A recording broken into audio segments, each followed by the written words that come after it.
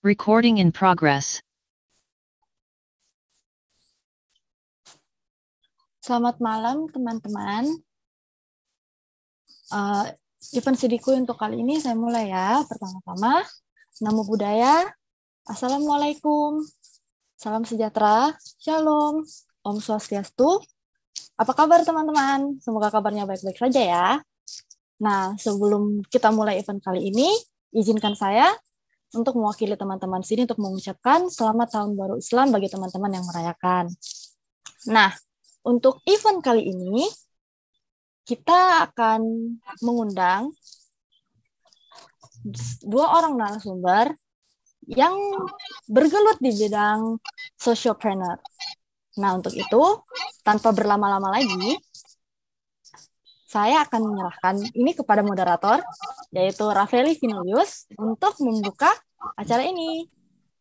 Silakan. Oke, terima kasih rekan saya Citania. Selamat malam teman-teman. Semoga semua dalam keadaan sehat. Walaupun sekarang badai COVID juga mulai naik lagi nih. Terakhir di kantor saya ada 3 case. Wah, di beberapa kantor udah lumayan parah, ada yang sampai lockdown. Dan beberapa kantor pemerintahan juga tutup. Topik pada malam ini sangat unik, yaitu social entrepreneur. Seperti yang kita tahu, Indonesia sangat kekurangan entrepreneur, pengusaha. Tetapi, salah satu tipe pengusaha yang satu ini sangat unik. Mereka tidak hanya memikirkan profit semata, tapi juga memikirkan impact. Untuk lebih tahu lagi, lebih dalam lagi, kita kedatangan 2 narasumber nih, yang sangat spesial pada malam hari ini. Yang pertama, ada Bapak Viringga dari Amati Indonesia. Halo, malam Bapak Viringga. Halo, malam, selamat malam. Dan yang kedua, dan yang kedua ada Cici Debrina dari Kausa Indonesia. Halo. Halo Cici. Mungkin sebelum kita mulai, Bapak Viringga dan Cici Debrina, mungkin saya izin memperkenalkan dulu nih, membacakan sekilas CV nih dari Bapak Viringga.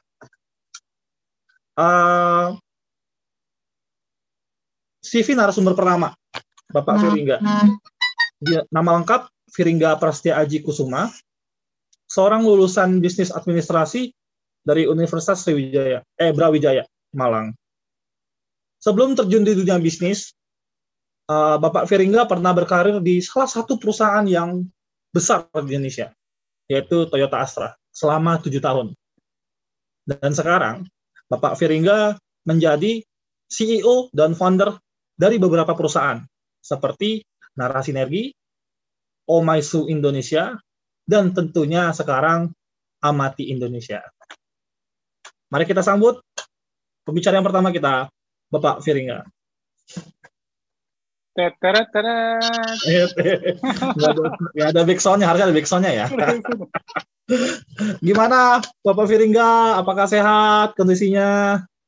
Sehat, alhamdulillah sehat. Mas Rafeli, thank you. Sekarang posisi di mana Bapak Viringga, kalau boleh tahu nih? Sekarang lagi di Pekalongan, Oh, oke. Mungkin tanpa berlama-lama, Pak Viringga, kita langsung gali nih, lebih dalam nih. Boleh banget, boleh. Ya, terkait apa itu social entrepreneur. Karena ini yang menjadi topik hangat pada acara pada kali ini. Ya, mungkin boleh langsung, Pak Viringga. Oke, siap. Baik, terima kasih banyak buat teman-teman semua. Salam kenal ya buat teman-teman. Dan pertama kali diundang sama Vino. Enaknya apa nih, Vino, Rafeli, atau siapa nih? Vino aja ya? Hah? Masih di mute, bro? Boleh, Vino aja. Silakan. Vino aja. Ya. Oke, siap. Baik. Ya, yang pertama happy banget ya teman-teman ya. Ini sharingku yang kesekian tentang social enterprise gitu, dan selalu ketika sharing ini tuh aku merasakan dapat teman baru gitu ya, karena di Indonesia ini ngomongin social enterprise tuh sedikit gitu ya, sedikit. Di sini juga ada Debrina gitu ya, yang mungkin juga paham gitu ya, bahwa kalau ngomongin social enterprise tuh apa namanya, sejauh ini di Indonesia masih belum banyak gitu ya. Tapi kalau kita melirik di negara lain, itu kita selalu iri teman-teman. Kenapa? Karena di negara lain tuh ya anggaplah di Asia gitu ya, di Asia aja udah cukup banyak ya, di India, kemudian terakhir apa namanya, aku juga apa namanya, jadi salah satu coach di kompetisi social enterprise gitu ya, atau eco entrepreneur gitu dari Korea.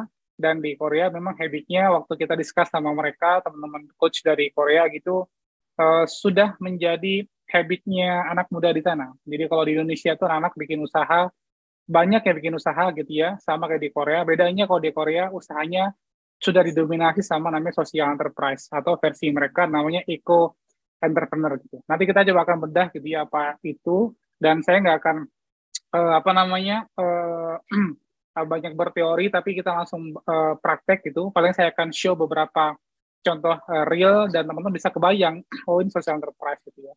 Jadi yang pertama, bersyukur banget nih bisa discuss dan juga sharing sama teman-teman. Harapannya teman-teman nanti bisa bertanya gitu ya, karena demam ini sudah mulai apa namanya berkembang di Indonesia tuh udah cukup lama. Cuman perkembangannya kurang, kalau aku bilang nih kurang kuat gitu ya, kurang kenceng gitu. Nah, baru-baru ini tahun 2021 Pak Jokowi untuk pertama kalinya di Indonesia mengesahkan satu regulasi terkait dengan social entrepreneur gitu. Jadi ini harusnya membuat kita kaget gitu ya. Ini kaget, tepuk tangan boleh buat teman-teman gitu ya.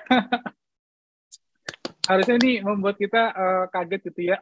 Ini apa namanya cukup visioner dari Pak Jokowi gitu ya. Dan kagetnya kenapa ketika regulasi itu disahkan gitu. Aku ngobrol sama anak muda tuh banyak yang belum paham. Sehingga benefit regulasi itu belum bisa dinikmati sama banyak pemuda gitu. Nah ini ayo dengan forum ini teman-teman kita mungkin sama-sama mulai melirik gitu ya. Kalau Indonesia aja sudah mulai mengesahkan regulasi itu, berarti ada sesuatu hal yang penting sampai dibuatkan regulasinya. Kenapa? Karena baru tahun ini loh, dari sejak dulu pertama kali virus-virus ini masuk tahun 2010, 2011 gitu ya, 2021 baru betul-betul disahkan sama pemerintah kita untuk regulasi sosial entrepreneur gitu. Nah ini tentu hal yang sangat perlu kita jadikan sebuah perhatian. Ada apa di balik sosial entrepreneur gitu? Kenapa nggak entrepreneur aja sih yang didengungkan gitu? Nah, hal yang sama juga waktu apa namanya tahun 2021 waktu aku juga bareng sama Bang Andi Noya gitu. Bang Andi Noya sering bilang gitu bahwa Fir, lu kalau ada kegiatan-kegiatan ke kampus, kata Bang Andi, selalu dengungkan jangan lagi entrepreneurship gitu. Tapi sosial entrepreneurship. Kenapa? Udah nggak bisa anak-anak muda kita dikasih virus entrepreneurship. Kenapa? Karena akhirnya mikir cuan gitu. Cuan hal yang umum dan wajib gitu ya. Tapi akhirnya refernya sama sultan-sultan zaman waktu 2021 kan lagi marak ya. Dan Bang Andi tahu, Bang Andi Noya tahu bahwa virus sultan ini agak berbahaya buat anak muda. Kenapa? Mereka pengen cepat kaya. Akhirnya muncul berbagai macam tanda kutip, ada yang penipuan gitu ya, terus ada yang macam-macam akhirnya muncul di tengah-tengah masyarakat gitu ya. Nah, tapi kalau kata Bang Inoya, kenapa ini penting? Karena kalau kita memajukan sosial entrepreneur di Indonesia, anak muda kita tuh bukan hanya sekedar mendongkrak perekonomian, tapi membantu memberikan perbaikan secara menyeluruh. Karena sosial entrepreneur itu secara singkatnya teman-teman adalah satu bisnis yang punya 3 kategori. Yang pertama, mereka tuh punya dampak positif kepada masyarakat dan juga sosial, jadi ramah sosial sama ramah lingkungan. Yang kedua, mereka mereinvest apa namanya profitnya ya, mereinvest profitnya kepada impact. Bisa kebayang ya, ini bisnis macam apa gitu ya. Ada bisnis yang profitnya tuh direinvest kepada impact. Dan ini kalau diteruskan gitu ya, maka Indonesia selangkah demi selangkah akan banyak permasalahan yang selesai seiring tumbuhnya entrepreneurship. Ya, ini yang perlu digarisbawahi. Selama ini pertumbuhan entrepreneurship itu belum sejalan sama pertumbuhan penguatan unsur lingkungan. Yang ada lingkungannya makin terdegradasi, makin buruk, makin jelek. Yang kedua, belum sejalan sama perkembangan sosial. bisnis inklusif yang melibatkan disabilitas, melibatkan difabel, itu dulu jarang banget. Sekarang kalau kita lihat banyak sekali bermunculan usaha-usaha yang mengempower mereka gitu. Dan ini yang harusnya dilakukan oleh anak muda gitu ya. Dan model ini yang harus dipikirkan oleh anak muda ketika mereka mau start bisnis gitu ya. Nah, itu kurang lebih mungkin beberapa pendahuluan gitu ya, biar aku nggak terlalu banyak memberikan ini gitu. Pendahuluannya kurang lebih seperti itu. Dan oh ya tadi ada yang pertama itu ya, terus yang kedua yang ketiga ya tadi, social entrepreneur itu kan ada 3 kategori ya. Yang pertama adalah mereka menyelesaikan permasalahan sosial dan lingkungan. Ya, yang kedua mereka mereinvestasikan aset atau keuntungannya untuk misi-misi sosial. Yang ketiga mereka tuh ramah sosial, ya sama ramah lingkungan. Jadi ada 3 ya kuncinya social entrepreneur ya. Yang pertama usahanya mereka itu solving problem di masyarakat, di lingkungan sekitar terkait apapun termasuk masalah ekonomi mereka. Yang kedua, usaha mereka itu mereinvest sebagian profitnya untuk diberikan kepada impact-nya mereka. Yang ketiga, mereka tuh ramah sosial, artinya mereka inklusif, mereka hormat sama petani, mereka membayar petani dengan adil, dengan fair gitu ya. Karena mungkin nanti kita akan cerita gitu ya, di balik industri kopi sekarang tuh banyak hal yang bikin kita merinding gitu ya, yang kadang kita berpikir, aduh ini kita minum kopi apa enggak gitu ya. Kenapa? Karena industri kopi itu beberapa, nggak semuanya itu nggak ramah sosial ya. Terus banyak petani kopi yang ngeluh gitu ya, waktu aku datang ke desa tuh mereka pada ngeluh gitu ya. But nanti kita mungkin kalau aku ingat kita cerita ya. Terus tadi ramah sosial sama ramah lingkungan ya. Ngomongin lingkungan udah nggak usah lagi ditanyakan ya, kita sekarang udah mulai masuk ke dalam satu era baru di mana barrier ketahanan bumi mulai berkurang dengan sangat drastis, dan itu eranya sekarang teman-teman. Jadi bumi itu punya beberapa barrier untuk bumi ini bisa terus bertahan hidup, dan beberapa barrier sekarang dalam kondisi kritis.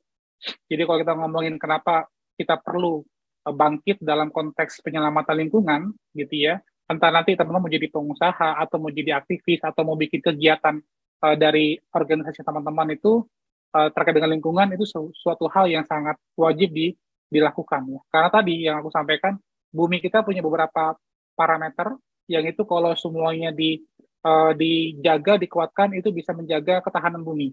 Ya, tapi kalau sebaliknya beberapa parameter dikurangin atau bahkan didegradasi atau bahkan dirusak, ya bumi kita akan kehilangan keseimbangannya gitu, dan itu sangat berbahaya. Ya. Mungkin itu aja, Vino, dari aku sebagai pemantik diskusi kita. Terima kasih. Terima kasih Bapak Firingga. Wah, sangat menarik nih ya. Jadi teman-teman kita udah dapat gambaran singkat mengenai apa itu social entrepreneur. Yang menjadi highlight saya pertama-tama ini, biasa kita bicara dasar hukum dulu nih, undang-undang yang kata Bapak Firingga baru disahkan oleh Pak Jokowi di tahun ini. Nah, mungkin boleh ceritakan sedikit nih, kira-kira Bapak Firingga terkait dasar hukum atau undang-undang yang memang bisa mensupport perkembangan social entrepreneur di Indonesia gitu, Pak. Silakan Bapak Firingga. Oke, baik. Thank you. Sebentar ya. Ini aku sambil sambil buka ya nomor regulasinya, aku soalnya agak lupa nomor regulasinya. Sebentar. Tapi intinya gini, nanti aku coba cek ya. Aku lupa nomornya berapa, perpres nomor berapa itu aku lupa gitu ya. Tapi aku pernah ngecek regulasinya karena aku kapan hari juga cukup ada komunikasi yang intens sama teman-teman di Kementerian Koperasi, dan teman-teman di Kementerian Koperasi tahun lalu menjadi koordinator program wirausaha lintas kementerian nasional, sehingga mereka yang kemudian men-set up regulasi untuk regulasi kewirausahaan. Dan aku alhamdulillah menjadi salah satu orang yang dipercaya buat mereview regulasi mereka secara waktu itu sebelum di-approve sama Pak Jokowi. Nah, intinya regulasi ini menjadi cerminan gitu ya. sebelum regulasi itu berdiri, Indonesia punya sekitar 300 ribuan social entrepreneur, teman-teman. Itu ada banyak banget ya.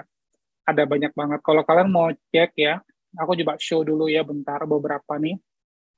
Jadi kita tuh kadang kalau kita mau mau bangun, mau ikut sesuatu kan kadang kita tuh melihat ini banyak nggak sih yang join gitu ya. Social entrepreneur ini sebenarnya jangan-jangan orang nggak normal nih yang bikin usaha begini gitu ya. Atau seperti apa, ada cuannya nggak sih gitu. Nah, kita mau coba tunjukin gitu ya, bahwa di Indonesia tuh sebenarnya ada 300 ribuan usaha ini itu per tahun 2019 itu di riset sama teman-teman dari British Council ya Indonesia gitu. Karena di UK sana social enterprise itu itu sangat berkembang pesat ya. Bahkan mereka punya peraturan khusus untuk sosial enterprise. Kalau di kita kan ada PT dan CV gitu ya. Kalau di mereka tuh ada namanya adalah B Corp gitu ya. Ada namanya B Corp gitu, B Corporation gitu. Itu regulasi legalitas khusus buat teman-teman sosial enterprise gitu ya. Kalau teman-teman mau tahu lebih banyak ini ya, contoh-contohnya, bentar ya. Namanya Plus ya. Plus itu platform usaha sosial ya. Bentar nih, aku tunjukin dulu ya, bahwa kita tuh sebenarnya banyak banget temannya gitu ya. Banyak banget temannya gitu. Oke, ini aku coba show dulu. Aku udah sama Feli kan, Feli aku kayaknya nggak ada presentasi, tapi kalau dibutuhkan aku akan share gitu ya, beberapa buat teman-teman gitu. Nah, ini namanya Plus, teman-teman, ini keren banget organisasinya, salah satu organisasi yang menurut aku cukup konsisten gitu ya di bidang social enterprise itu, ada banyak. Amati Indonesia kita fokus sama pengembangan pemudanya, kalau mereka fokus kepada pengembangan sosial entrepreneur-nya. Jadi kalau kita fokus menciptakan sosial entrepreneur baru, ya berbasis desa gitu. Aku belum cerita ya profilnya Amati, mungkin ntar terakhir aja gitu ya. Nah, anyway ini adalah contoh-contoh ya teman-teman. Dan divisinya ada banyak ya. Social enterprise itu apa sih Mas? Gitu. Ini semuanya. Mereka tuh ada di bidang advokasi, agriculture, fishery, forestry, consumer goods, kemudian creative economy, education and health, empowerment, education and health, energi, environment, teknologi, dan banyak lagi yang lain. Jadi lini bisnisnya social enterprise itu sebenarnya banyak banget, teman-teman. Yang membedakan adalah 3 parameter tadi aja. Yang pertama, ketika mereka fokus kepada education, mereka mengajarkan sesuatu itu based on reason. Jadi social enterprise itu simpelnya adalah mission based ya. Mereka tuh digerakkan sama misi. Ya, kalau aku menyebutnya adalah kalau kita mau setup bisnis itu selalu sejak awal Amati berdiri pun kita selalu bilang sama tim di internal kita tuh terus menerus setiap hari adalah make meaning before you make money. Jadi kita selalu mencari meaning apa yang kita bisa perbuat untuk permasalahan-permasalahan di Indonesia. Indonesia punya banyak masalah. Kita mau pilih masalah apa, satu aja kita ambil. Itu adalah meaning yang kita mau coba solving. Dari situ kita bisa membuat sebuah produk yang solving the problem itu. Gitu. Nah, habis itu baru kita akan berpikir, oh ini ada sesuatu yang bisa kita komersialisasikan gitu. Ada money-nya gitu. Nah, itu pola pikir yang dulu aku sama teman-teman di Amati Indonesia itu sejak awal berdiri udah ke arah situ gitu ya. Ini untuk membuka wacana saja gitu ya. Kalau peraturannya aku lagi cari teman-teman, tapi dia 2021 kemarin dia baru di-approve sama Pak Jokowi. Nanti aku coba show kalau sudah ada gitu ya. But kita udah punya regulasi yang fix dengan 3 parameter yang tadi ya. Kalau teman-teman masih ingat ya. Yang pertama adalah solving problem. Ini pengertian social enterprise secara nasional ya.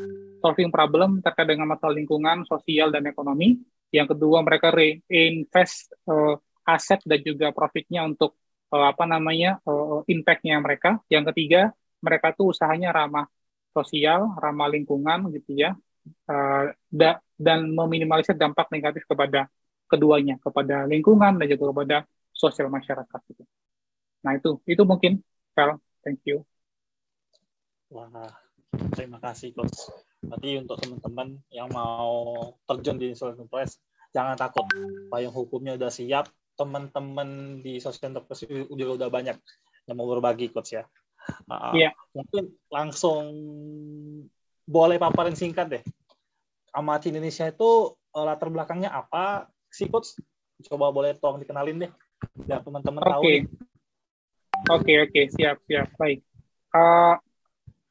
Sebelum ke Amati, aku mau coba show dulu nih beberapa contoh ya teman-teman ya. Jadi kalau kita melihat yang real gitu ya, salah satu yang real, aku sering kasih contoh namanya adalah Sahawut. Sahawut dia di Malang basisnya. Jadi aku mau langsung kasih gambar aja. Oke, ini dia namanya Mas Theo nih foundernya ya. Teman-teman ada yang pernah tahu nggak brand ini? Dia brand kacamata teman-teman. Brand kacamata berskala internasional. Ini kacamatanya udah diekspor hampir ke 5 negara. Mereka punya toko itu representatif di 5 negara. Bayangin ya, produk Indonesia yang udah mendunia gitu ya. Dan Mas Theo ini memang udah beberapa kali masuk ke Kick and D, ke acaranya Bang Andinoya gitu ya. Nah, menurut kalian apa sisi social enterprise dari Sahawut yang produksi kacamata berkelas internasional? Ya, ini sekilas kalau dibandingkan sama kacamata-kacamata kayu mungkin sama, bahkan mungkin mereka punya kualitas yang lebih advance gitu ya, karena mereka udah terbukti masuk ke 5 negara gitu ya. Tapi apa yang membuat mereka sangat jauh berbeda dari usaha sejenis? Yang pertama, ini udah mulai nyentuh ke area social enterprise. Kayu yang mereka gunakan adalah kayu bekas industri industri furniture di Malang, Sidoarjo, Surabaya mereka kolek ya. Jadi mereka nggak nebang kayu baru, mereka pakai kayu-kayu bekas. Ya. Oke. Nah, yang kedua, kelas mereka memang udah internasional gitu ya. Kacamata mereka ini lensanya aku pernah ketemu langsung sama foundernya, bahkan aku pernah jadi juri dan dia pesertanya gitu ya waktu di Malang.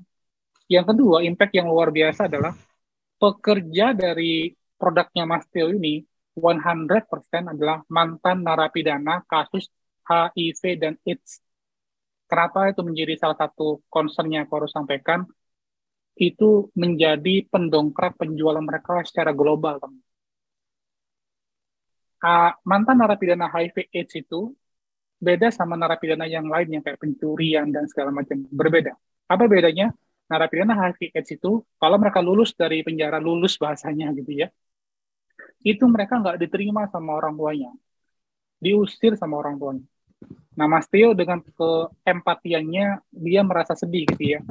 Ini terus mereka kalau diusir, mereka nggak punya tempat bergaul, mereka nggak punya rumah, mereka kan kembali lagi ke dalam habitatnya mereka yang sebelumnya. Teman-teman yang punya HIV sama AIDS ya, yang ya mungkin kita tahu lah ya penyebabnya.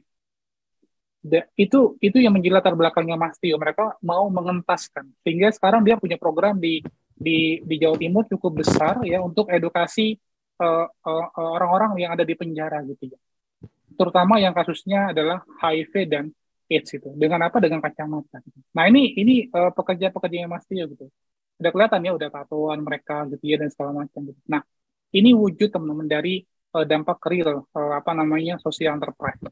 Yang kedua, aku mau contoh juga adalah ini yang berhubungan sama fashion juga. Di sini juga nanti ada pembicara fashion gitu ya. Yang kedua adalah Crash Cross ya. Mungkin teman-teman bisa cek juga nanti di Google gitu ya. Ini Crash Cross. Ini foundernya namanya Mbak Desi. Mbak Desi dia sekarang dosen di Putra University di Surabaya gitu. Apa yang berbeda dari produknya Mbak Desi? Ya dia jual produk-produk fashion. Dia jual tas yang mungkin kita bisa beli tasnya dia secara online gitu ya. But apa yang membuat dia menjadi social enterprise? Kalau kita dalemin teman-teman ke sini gitu ya, dan tasnya dia tuh selalu aku pakai kemanapun, mau ketemu siapapun aku selalu pakai tasnya dia. Jadi kayak tas tempur, wait aku bawakan bentar. Ini tasnya Mbak Desi gitu ya, ini tas yang aku terus bawa kemana-mana teman-teman. Ini isinya pasti laptop, kemudian semua perlengkapanku. Jadi aku mau pakai karier di belakang, aku pasti bawa beginian gitu ya. Dan aku kenapa bawa beginian? Karena ketika aku pegang tas ini tuh punya motivasi yang berbeda aja gitu. Tas ini terbuat dari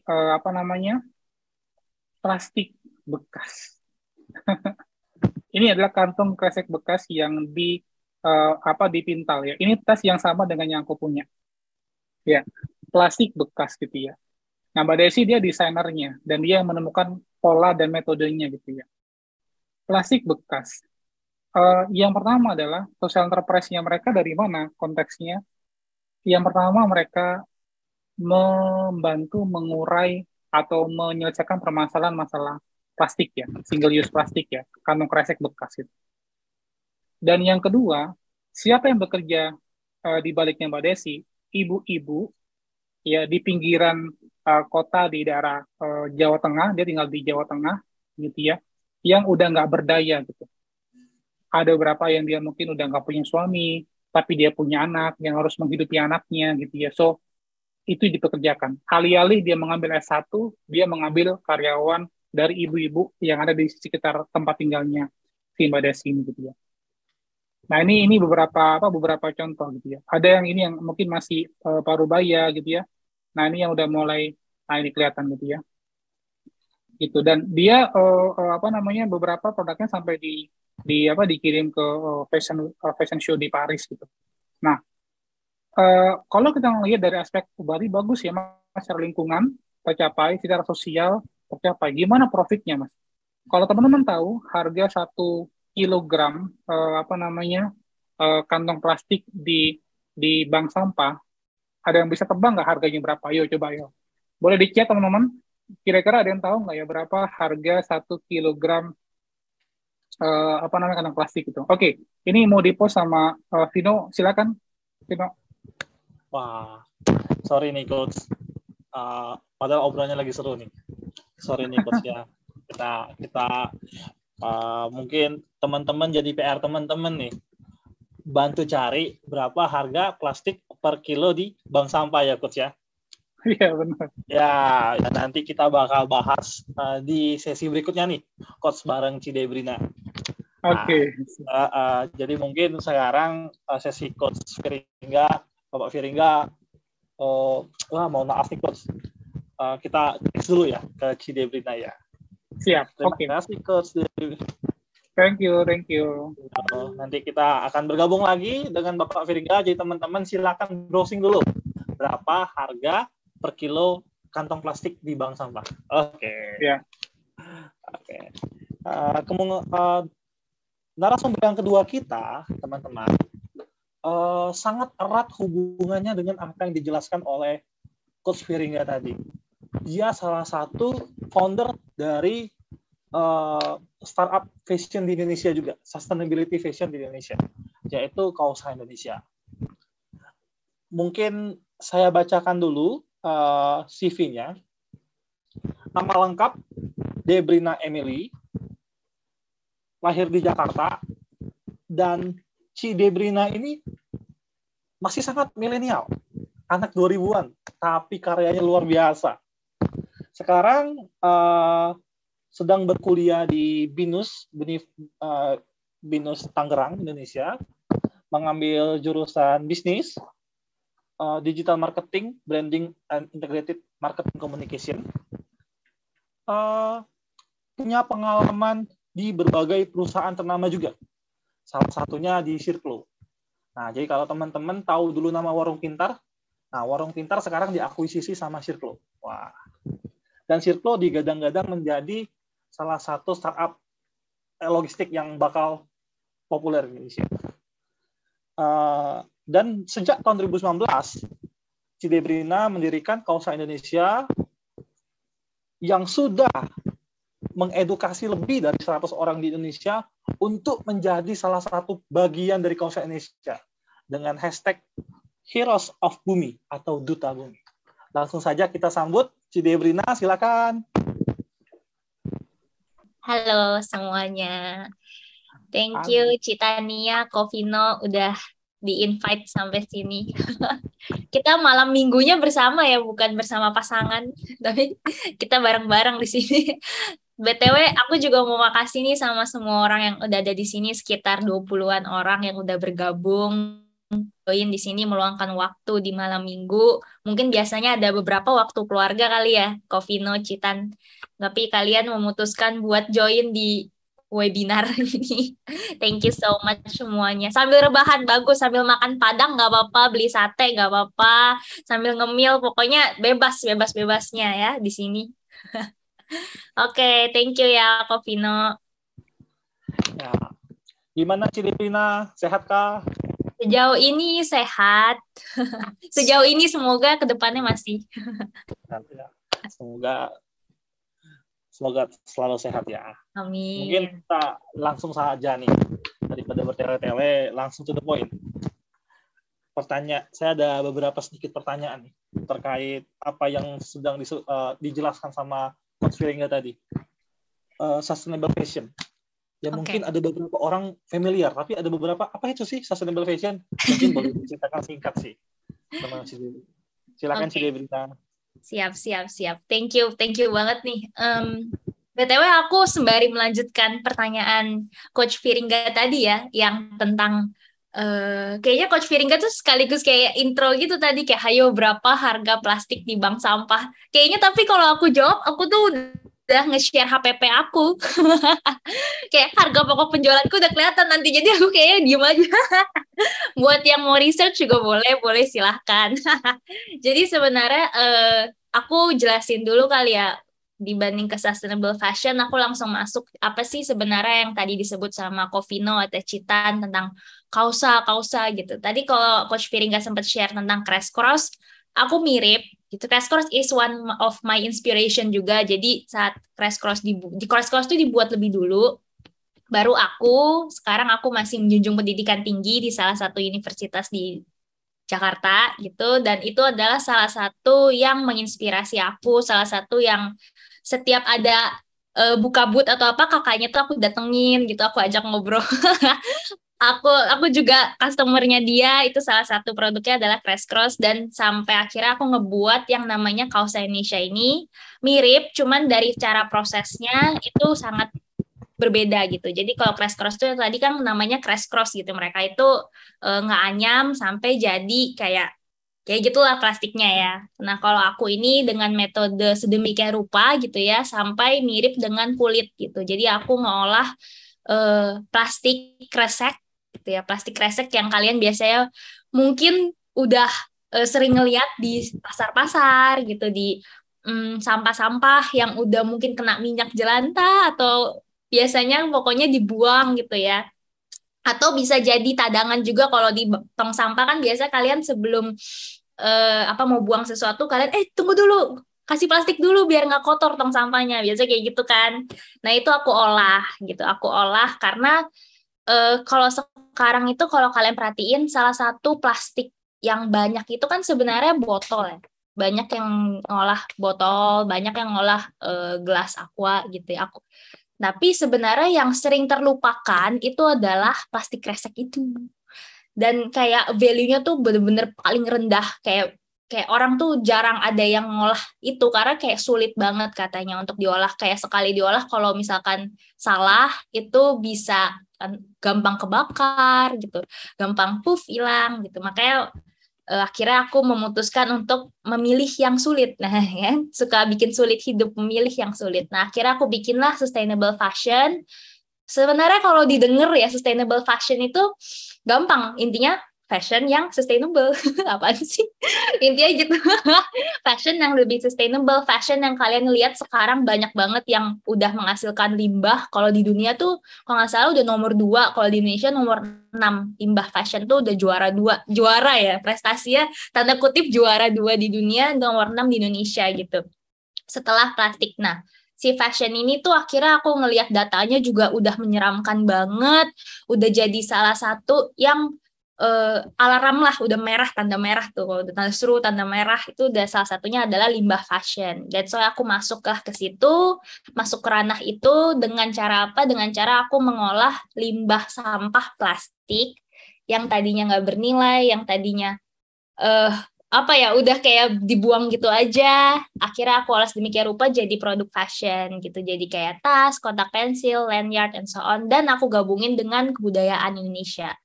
Kalau sekarang milenial udah mungkin lupa kali ya yang namanya tenun, batik, udah lupa juga tenun di Sumba tuh kayak gimana ya bentuknya. Nah, kalau aku tuh akhirnya dengan tim nge-bring back all the memories yang kayak kita udah banyak warisan, kita udah banyak banget hal-hal indah yang udah diwariskan sama nenek moyang kita. Aku lanjutin lah dengan tim aku Kausa Indonesia, kita combine yang namanya sustainable itu digabungin sama budaya kayak gitu. Nah, sustainable fashion di sini sih sebenarnya mirip ya kayak kata sustainable. Tadi aku ngambilnya sih fokusnya ke lingkungan emang. Jadi dari lingkungan ini aku nge-spread awareness juga ke anak-anak muda. Aku bikin yang tadi Kak Vino sempat mention, namanya Duta Bumi atau Pahlawan Bumi. Jadi antara dua itu, Duta Bumi atau Pahlawan Bumi. Aku ngerasa kalau bikin produk doang, ngejual, dan itu kayak value-nya tuh nggak nyampe gitu. Kayak orang-orang juga ya udah beli. Nanti kalau misalkan dengan produk aku, misalnya mereka udah beli tas, terus mereka nggak lama tasnya entah mereka nggak mau rawat kah atau apa, awareness juga kurang, lama-lama juga mereka akan terus melakukan hal yang sama, mereka beli lagi tas yang baru, mereka beli lagi tas yang berbeda, mereka rusakin yang lama. Jadi sama aja bohong gitu. Apa produk yang aku ngasilin juga sama aja bohong. Akhirnya aku sama teman-teman ngelihat opportunity di mana kita harus spread awareness. Jadi kita ngadain workshop juga, ngadain seminar juga, kayak gitu. Jadi Kausa nggak cuma as a brand, tapi juga as education platform lah untuk anak-anak muda tentang sustainable fashion, kayak gitu. Semoga cukup terjawab. Thank you ya Kak Vino. Oke, menarik sekali nih. Sustainable fashion. Mungkin saya ada tanya sedikit nih. Mengapa nih kita perlu menjunjung namanya sustainable fashion? Mungkin boleh bocorin sedikit tentang apa yang Cidebrina berikan tadi, biar semua orang tidak beli tas lagi nih. Nah, itu kira-kira gimana tuh? Belum terjawab gitu tadi tuh, sempat di pause tuh. Ya, sempat di pause. Oke. Kenapa kita harus menjunjung tinggi yang namanya sustainable fashion? Fashion itu kan kalau khususnya di kota-kota besar kayak misalkan kita yang Makassar atau Jakarta, Tangerang, Pontianak, pokoknya kota-kota yang lumayan besar lah dari setiap provinsi itu udah nggak asing yang namanya kita dengar fashion, gitu kan. Itu akan terus berputar, dan salah satu yang bikin menyeramkan yang sekarang lagi ada isu yang cukup besar adalah fast fashion itu. Kain dari fast fashion yang which mean udah terbuang, atau kalau aku boleh share, aku juga dulu pernah kerja di salah satu e-commerce yang fashion, bidang fashion gitu ya. Mereka itu bisa ngasilin bener-bener banyak banget satu SKU-nya. Misalnya kayak satu warna, misalkan ukuran M, warnanya biru gitu. Mereka bisa ngasilin banyak banget, dan kalau nggak kejual apa, ada yang satu ngebakar. Itu the worst scenario ya, itu the worst scenario. Mereka bisa ngebakar gitu aja. Ada juga yang mungkin ngejual ke pasar-pasar dengan harga rendah, tapi jadinya kalau yang nggak kepake, ya udah dibuang gitu aja kan, kalau udah rusak atau robek gitu ya, kain-kainnya dibuang gitu aja, terus jadinya pewarna-pewarna dari baju itu udah ada di kali, udah di sungai, udah dibuang, dan itu udah sangat amat apa ya, krusial banget deh dari cara prosesnya dari fast fashion aja kadang nggak diperhatikan dengan baik kayak gitu loh. Dari cara kita ngelihat kayaknya fashion itu kan maksudnya perputarannya cepet banget ya, trennya juga cepet banget. Kalau misalkan kita anak-anak muda nggak aware dari sekarang, nggak aware yang namanya sustainable fashion, itu tuh bakal makin menumpuk lagi tuh, yang aku tadi bilang. Yang aku bilang tadi, yang mungkin udah banyak banget kain-kain atau limbah-limbah yang terbuang gitu aja, yang makin mencemari air. Kayak kita kan kayak sekarang rasanya ya udah kayak gue nggak ngerasain banget nih, gue tinggal di kota, air yang gue pakai juga kayaknya bersih-bersih aja ya, tapi kita nggak tahu nanti anak cucu kita pakainya air yang gimana say gitu kan, dan itu ngaruhnya juga jadi ke masa depan. Dan aku ngerasa dari sekarang lah awareness-nya tuh harus dibuat kayak gitu, bukan tentang kita sekarang tapi warisan kita ke masa depan gitu. Jadi ya masuk ke ranah fashion mulai dari sekarang itu adalah small steps yang at least harus kita lakuin. Kayak gitu sih. Itu yang menurutku krusialnya ya, kalau nggak dari sekarang kayak gitu. Gitu sih Kak Vino. Oke, semoga memberi insight teman-teman ya. Jangan lagi cukup banyak belajar nih malam. Nah, langsung saja Cidebrina kan mungkin buat cerita nih kira-kira latar belakangnya selain sosok inspiratif yang si Krakos, apa namanya tadi? Krakos ya? Crash Cross, iya.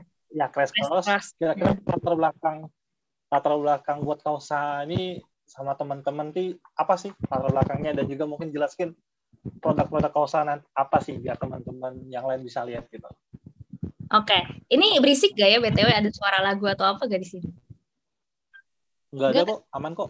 Oke, aman ya. Soalnya di sini keluarga aku ada yang buka lagu, ada yang berlalu lalang. Aku takutnya ngeganggu. Oke. Jadi hal pertama itu kan sebenarnya dari diriku dari kecil tuh cita-citanya jadi fashion designer. Ini dari pribadi dulu ya, kisah pribadi gitu. Dan dari almarhumah ibu juga dulu tuh fashion designer. Jadi kayak gede, aku punya cita-cita nih, pokoknya gue harus jadi fashion designer gitu. Kayak misalkan terpampang lah di billboard Paris atau apa gitu kan, itu tinggi banget gitu. Tapi karena satu dan lain hal, ekonomi keluarga boom, gak bisa intinya kuliah fashion dan gak bisa melanjutkan hal tersebut gitu. Tapi akhirnya aku ngambil beasiswa sekolah entrepreneur gitu ya. Nah kebetulan aku tergerak juga nih, wah lumayan ya gue sekolah entrepreneur, tapi kayaknya udah basic banget ya kalau misalkan entrepreneur itu terpampang banget sama yang namanya profit gitu. Kayak tadi sempet kan ada pertanyaan mau profit atau impact gitu.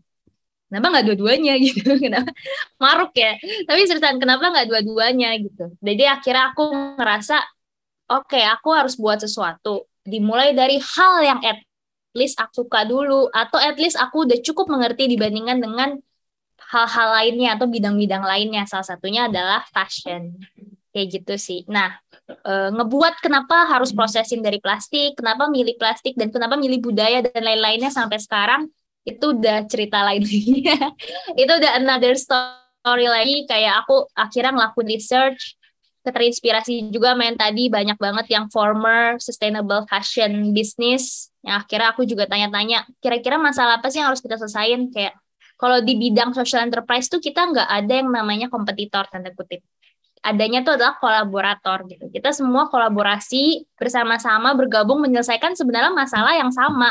Misalkan sama-sama plastik, ya kita gimana caranya kita ningkatin plastik tuh makin berkurang. Mereka juga nggak buang sembarangan.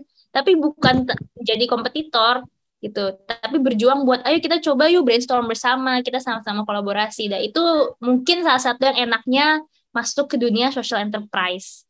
Kayak gitu sih. Membangun kolaborasi itu yang aku suka banget, asik. Gitu. Jadi sampai di titik bangun Kausa ini bertahan, yang awalnya bikin plastiknya juga aku prosesin demikian rumah sama teman-teman, itu ada yang sampai kebakar plastiknya, ada yang nggak jadi juga gitu. Sampai aku ngelihat, oh kita udah ngerasa ini tuh masalah krusial, pokoknya gimana pun caranya aku harus selesain gitu. Aku sama teman-teman, aku sama tim aku. Dari sahabat-sahabat aku dari kecil itulah yang akhirnya ngebangun aku, oke yuk kita coba untuk terusin, dan akhirnya Kausa udah sampai sekarang gitu. Sampai berjalan, sampai udah ada di Bali juga, gitu, dari Jogja juga. Jadi aku ngerasa ini perjalanan yang luar biasa. Dan apa ya, aku lebih berharap ke impact-nya sih, kayak gitu. Impact-nya itu udah berapa kilogram plastik sih sebenarnya yang udah kita udah kita kurangin lah, nggak sampai ke TPA gitu, nggak sampai mempengaruhi lingkungan kita menjadi lebih buruk kayak gitu. Gitu sih Kak Pino. Wah, ceritanya sangat menarik nih. Oke, thank you Cik Debrina. Mungkin langsung saja deh kita masuk ke sesi ketiga. Oke. Sesi diskusi bersama Coach Viringa dan Cik Debrina. Karena coach terakhir yang saya highlight dari Cik Debrina adalah social entrepreneur itu bukan bicara kompetisi, tapi bicara kolaborasi. Wah, ini yang sangat menarik ini. Tapi sebelum sesi ketiga mulai, ada pesan singkat nih dari teman saya, Citania sebagai host. Silakan Citania. Nah, thank you Vino. Tadi diskusinya menarik sekali dari Coach Viringa dan juga Cidebrina. Saya sampai sangat terkesima mendengar keduanya. Saya langsung reflecting berapa banyak plastik yang saya sudah pakai sehari-hari ya. Mulai dari gelas plastik, plastik kresek, botol plastik, bahkan di depan saya sekarang ada botol plastik. Saya langsung reflecting. Aduh, jangan-jangan saya, oknum-oknum seperti saya yang mengotori bumi ini.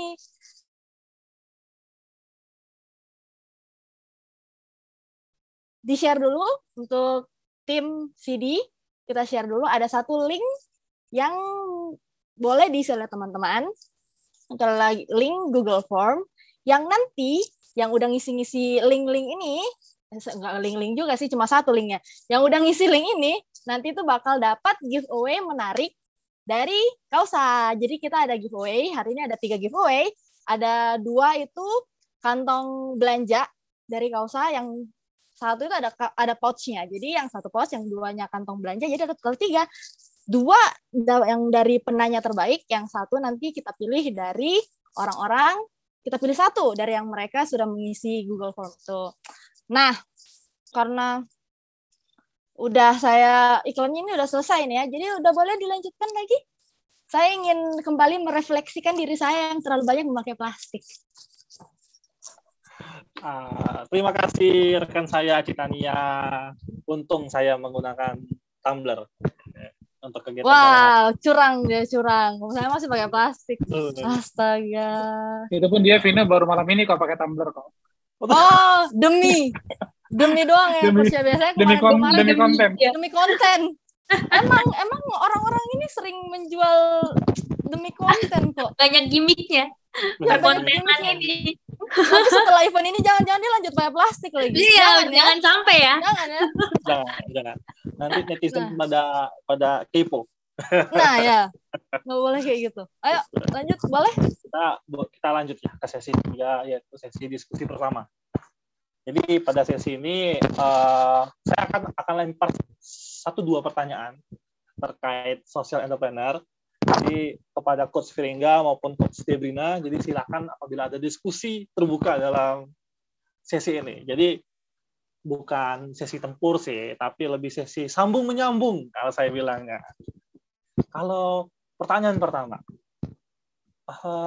kira-kira apa nih tantangan-tantangan yang pernah dihadapin dari Coach Firingga atau Cidebrina dalam merintis social entrepreneur atau sebagai social entrepreneur?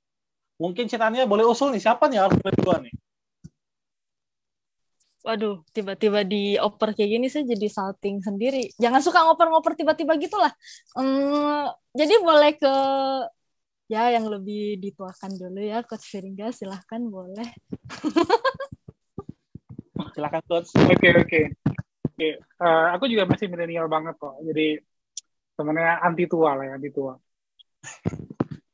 Karena pemuda itu kan usianya kan 18 sampai 65 tahun kan. Jadi masih ikut pemuda. Betul.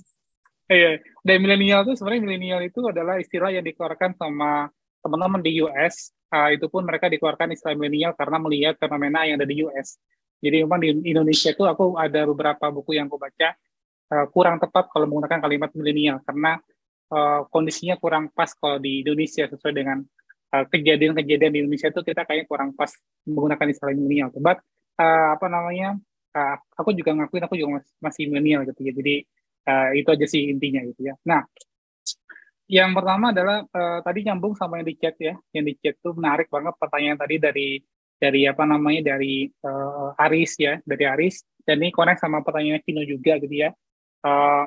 Kalau modal kayaknya nanti kuisku yang tadi tuh akan kelihatan tuh, meskipun agak sedikit nyentuh Debrina gitu ya. But ini adalah social enterprise Debrina, jadi tidak ada persaingan di sini, yang ada kolaborasi. Recording stopped. Langsung dipraktekin. Recording in progress. Oke.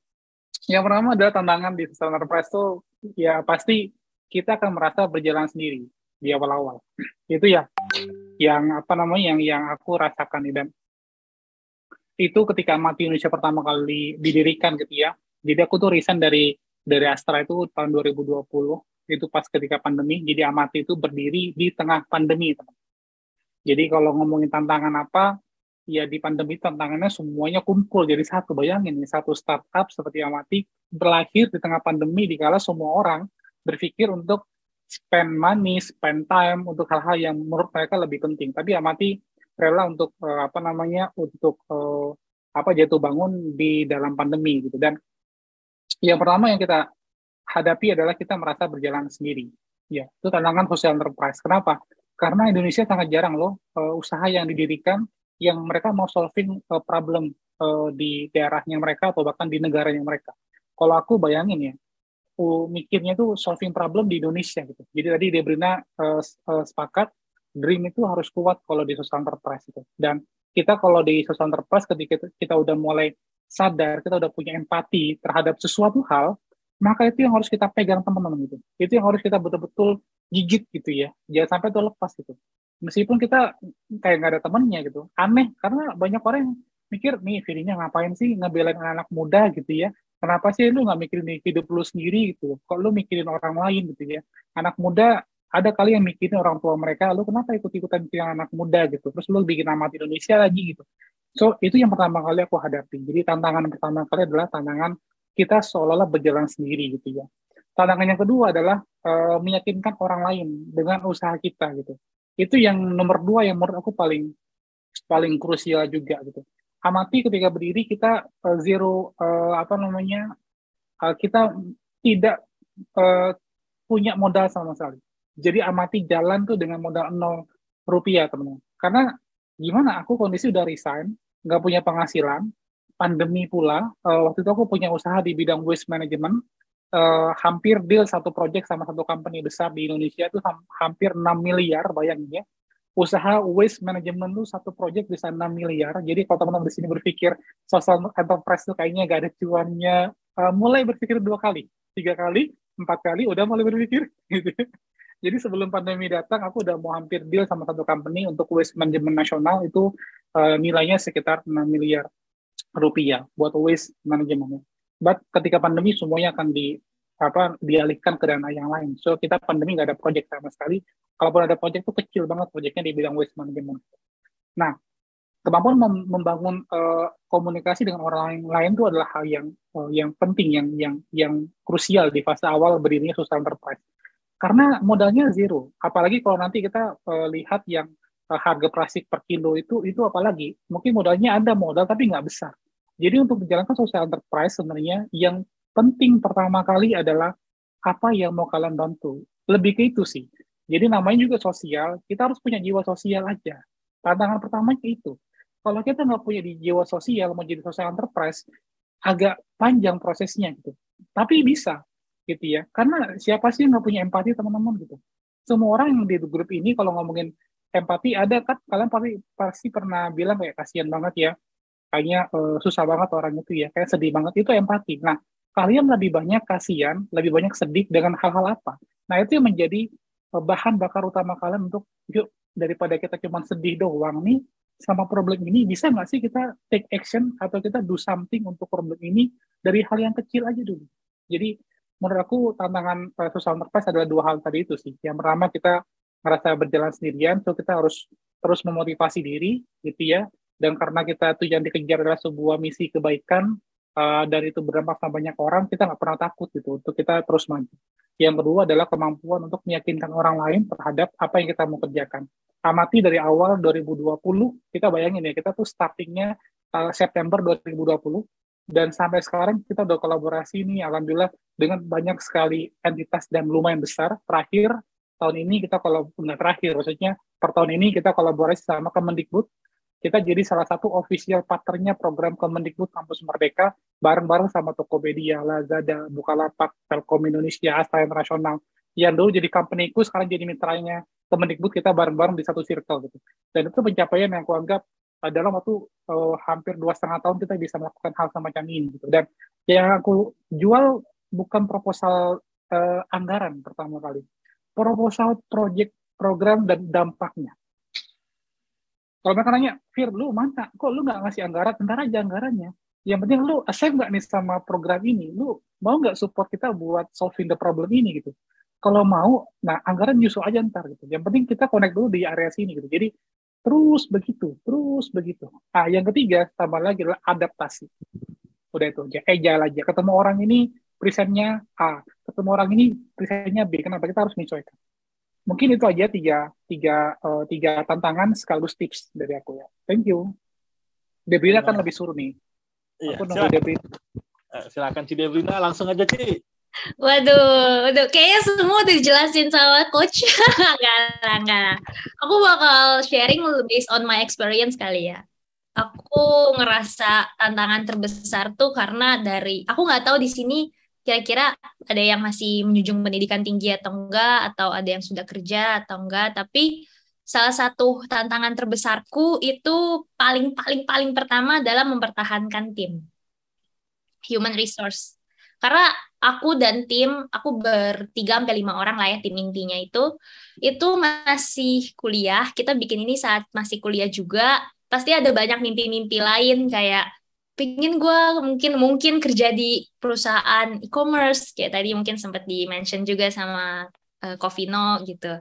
Pengen banget juga nih aku bikin usaha lain. Masa gue cuma bikin kaos sih? Emang gue bisa kaya beneran dari sini? Dan akhirnya aku as a founder, masa aku yang awalnya nge-bring mereka jadi satu itu aku harus benar-benar memastikan kalau jual mimpi.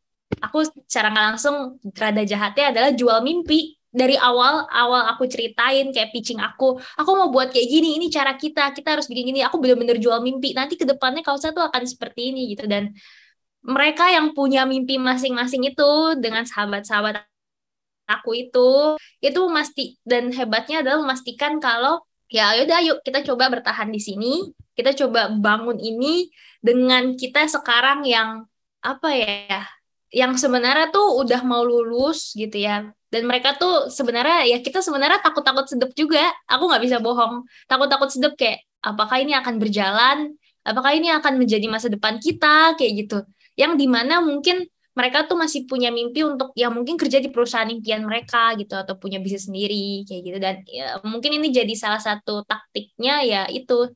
Kalian harus benar-benar tahu visi misinya dari awal juga align dengan apa yang mereka impikan, dengan apa yang kalian impikan gitu. Jadi saat dari awal aku udah ceritain dan mereka setuju dengan itu, aku bilang ayo, dan jelas juga nih dari action plan kita, milestone kita, sampai aku tuh breakdown milestone aku 5 tahun ke depan tuh gimana dengan action plan apa tuh sampai aku kasih tahu. Saking segitunya, saking aku kayak pokoknya kita harus kayak gini ya guys, di tahun ini kita harus begini, sampai aku breakdown sampai goals kita tuh udah.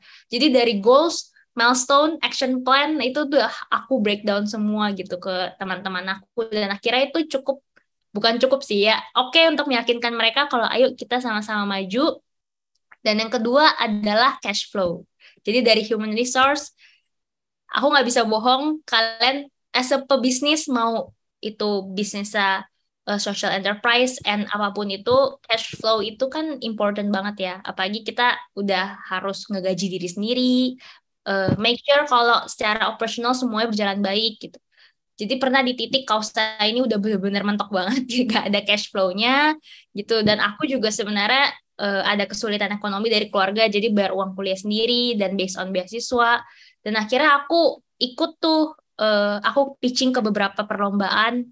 Aku memastikan kalau ide aku ini beneran bener gak ya? Sebenarnya apa yang selama ini aku buat tuh apa cuma mimpi gue doang atau bisa nih untuk kedepannya, atau itu bisa kalian lakukan dengan salah satunya itu cari mentor atau coach kayak Coach Firingga gitu.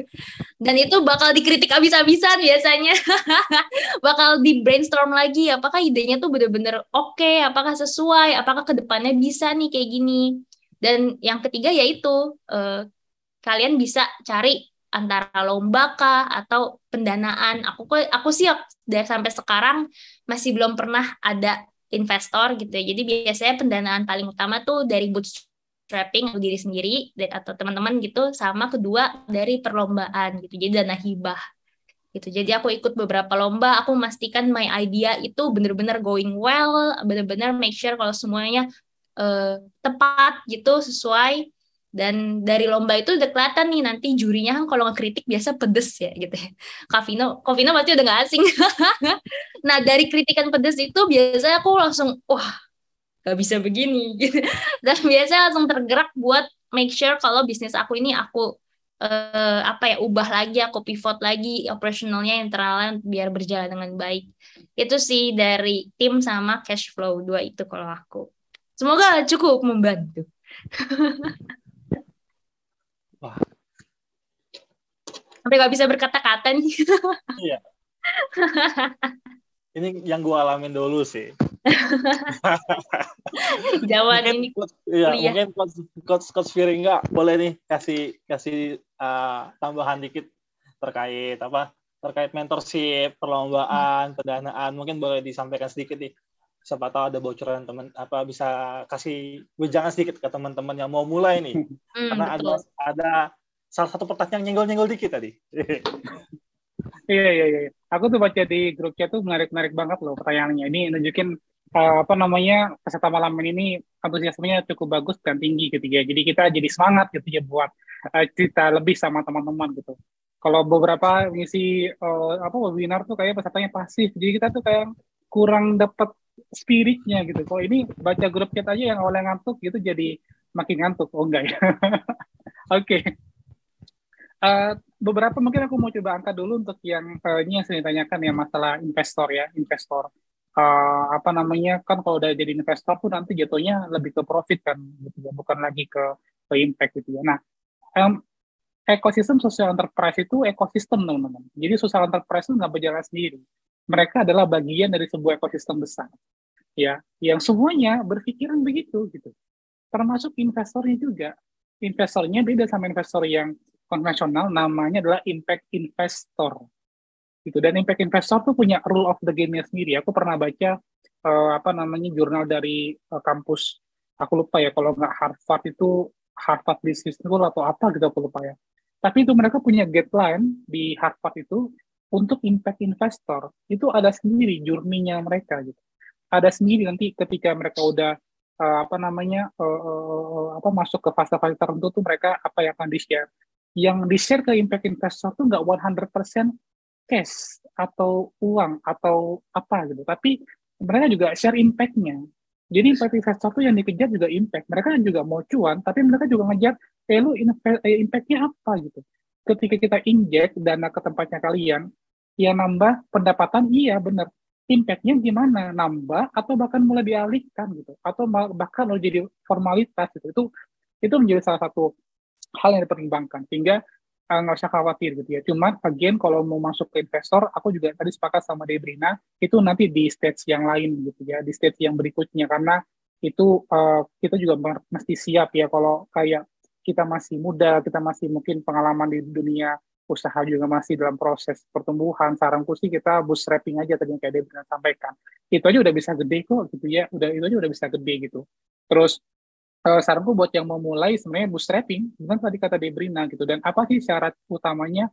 Syarat utamanya simple nih, aku share lagi ya teman-teman. Jadi kalau menjadi social enterprise itu syarat utamanya simple, tapi ya semua yang simple tuh pasti berat gitu. Syarat utamanya adalah teman-teman harus punya namanya empati. Udah itu aja. Jadi kalau menjadi social enterprise itu bukan dari sini teman-teman, tapi dari sini gitu ya. Jadi berpikirnya bukan pakai logika, karena tadi kayak Debrina, kadang nggak masuk gitu ya. Kadang kita khawatirnya berlebihan gitu.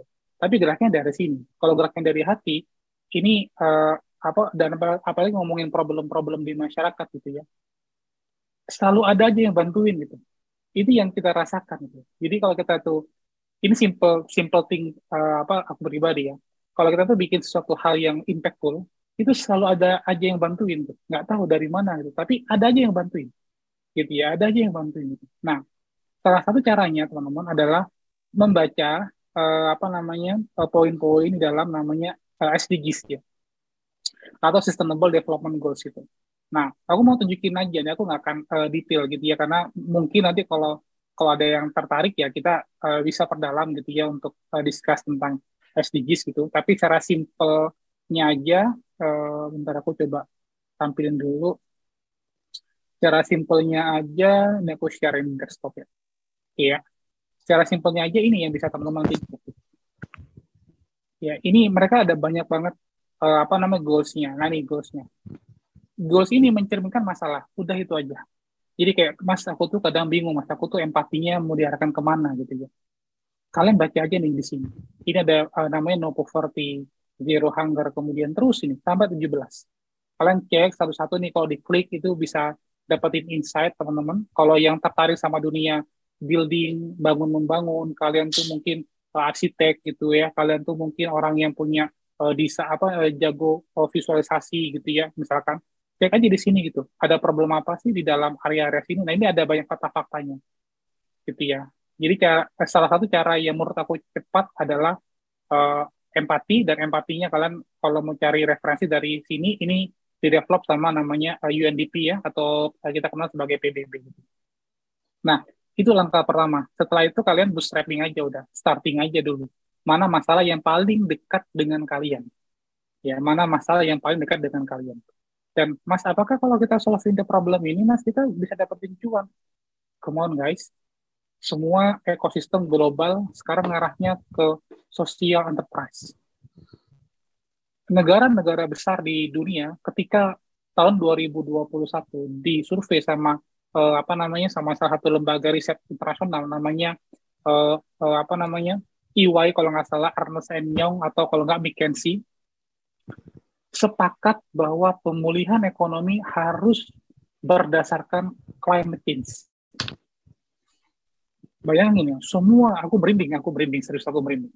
Semua negara disurvei sama salah satu riset internasional gitu ya, yang the best di Indonesia, sepakat pengembangan ekonomi ke depan, ekonomi itu duit ya sih, itu harus berdasarkan dengan namanya climate change. Semua elemen climate change, baik itu yang berhubungan sama lingkungan maupun sosial. Dan elemen-elemen itu ada di dalam poin-poin ini. Jadi kalau seluruh ekosistem global sekarang mulai mengarah ke situ, regulasi, kemudian investasi, customer-nya, behavior-nya udah mulai bergeser, udah mulai mau beli produknya Kausa gitu ya.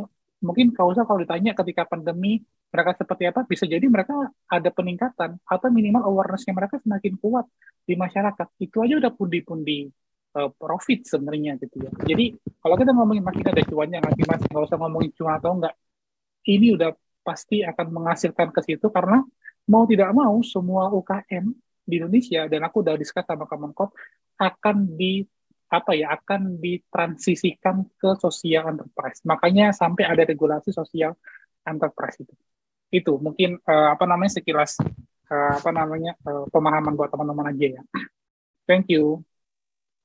Wah, sangat menarik nih.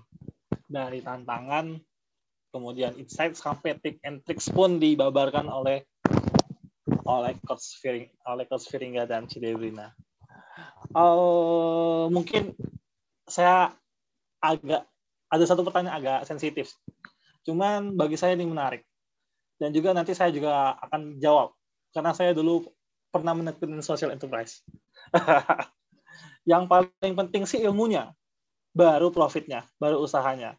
Karena ketika ilmu udah bagus, pasti usaha berikutnya bakal mengikuti.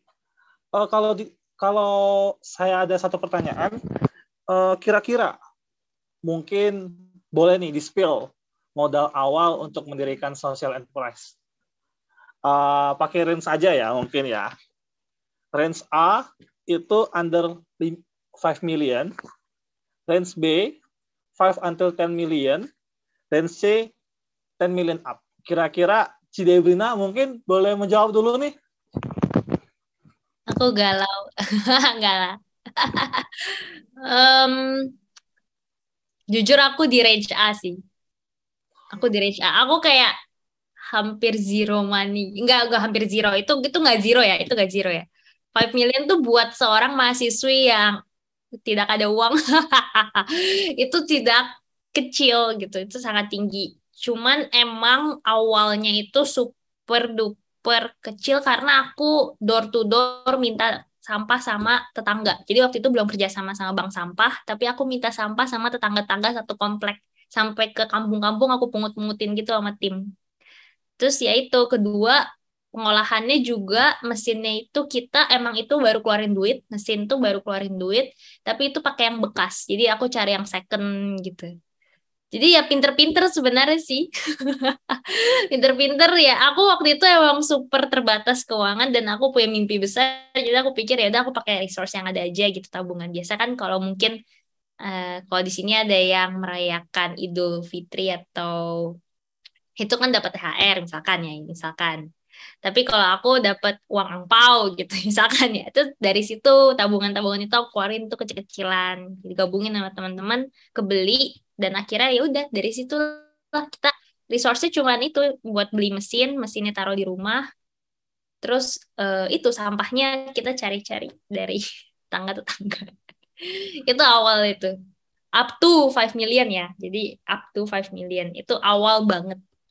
Tapi sisanya biar gak tahu di biar Biar menjadi menjadi misteri. rahasia. Iya, biar jadi rahasia. misteri. Gak tahu nih kalau Coach Firingga mau share gak tuh? Aku udah share nih. Udah zero money ya malah awalnya. Zero money nih. Paling ada sih keluar duit buat bayar pulsa sama listrik karena kan Iya benar-benar. Pulsa bener. Itu doang sih. Karena kita bikin konsepnya di rumah, terus kita kadang presentasi juga pakai Zoom, jual ide aja. Jadi sebenarnya kalau di dunia startup tuh mungkin Debrian juga ingat nih sama Vino karena udah pernah dilatih juga sebelumnya. Namanya adalah Lean Startup, teman-teman. Jadi kalau mau belajar tuh namanya Lean Startup. Lean Startup itu syaratnya bisa lolos program itu kalau kalian punya namanya MVP ya, Minimum Viable Product. Yang itu harus low fidelity. Jadi betul-betul harus low. Low itu artinya udah rendah banget. Jadi udah cost-nya udah paling rendah. Contoh kalau kalian mau bikin platform yang bagus untuk kalau kalian mau lihat sekarang ada namanya jejak.in gitu ya, di Indonesia dia udah kolaborasi sama Gojek, udah kolaborasi sama Tokopedia gitu ya. Dan apa sih Mas untungnya sama aku jadi agak sedikit nambah dikit lagi nih. Karena banyak yang ngomong masalah cuan-cuan ya. Bisa kebayangin nih kalau Jejak ini tuh platform yang supportnya untuk halo? Sinyalku aman? Oke, aman ya. Oke, siap. Jejak ini tuh aku lanjutin ya. Jejak ini tuh platform yang fokusnya kepada carbon emission ya. Dia itu kayak lebih ke akuisisi pohon gitu. Dia dapetin dana dari Tokopedia, dana dari kalian kalau beli sesuatu terkadang 200 rupiahnya, 500 rupiahnya disumbangkan, tuh dari masuk ke mereka.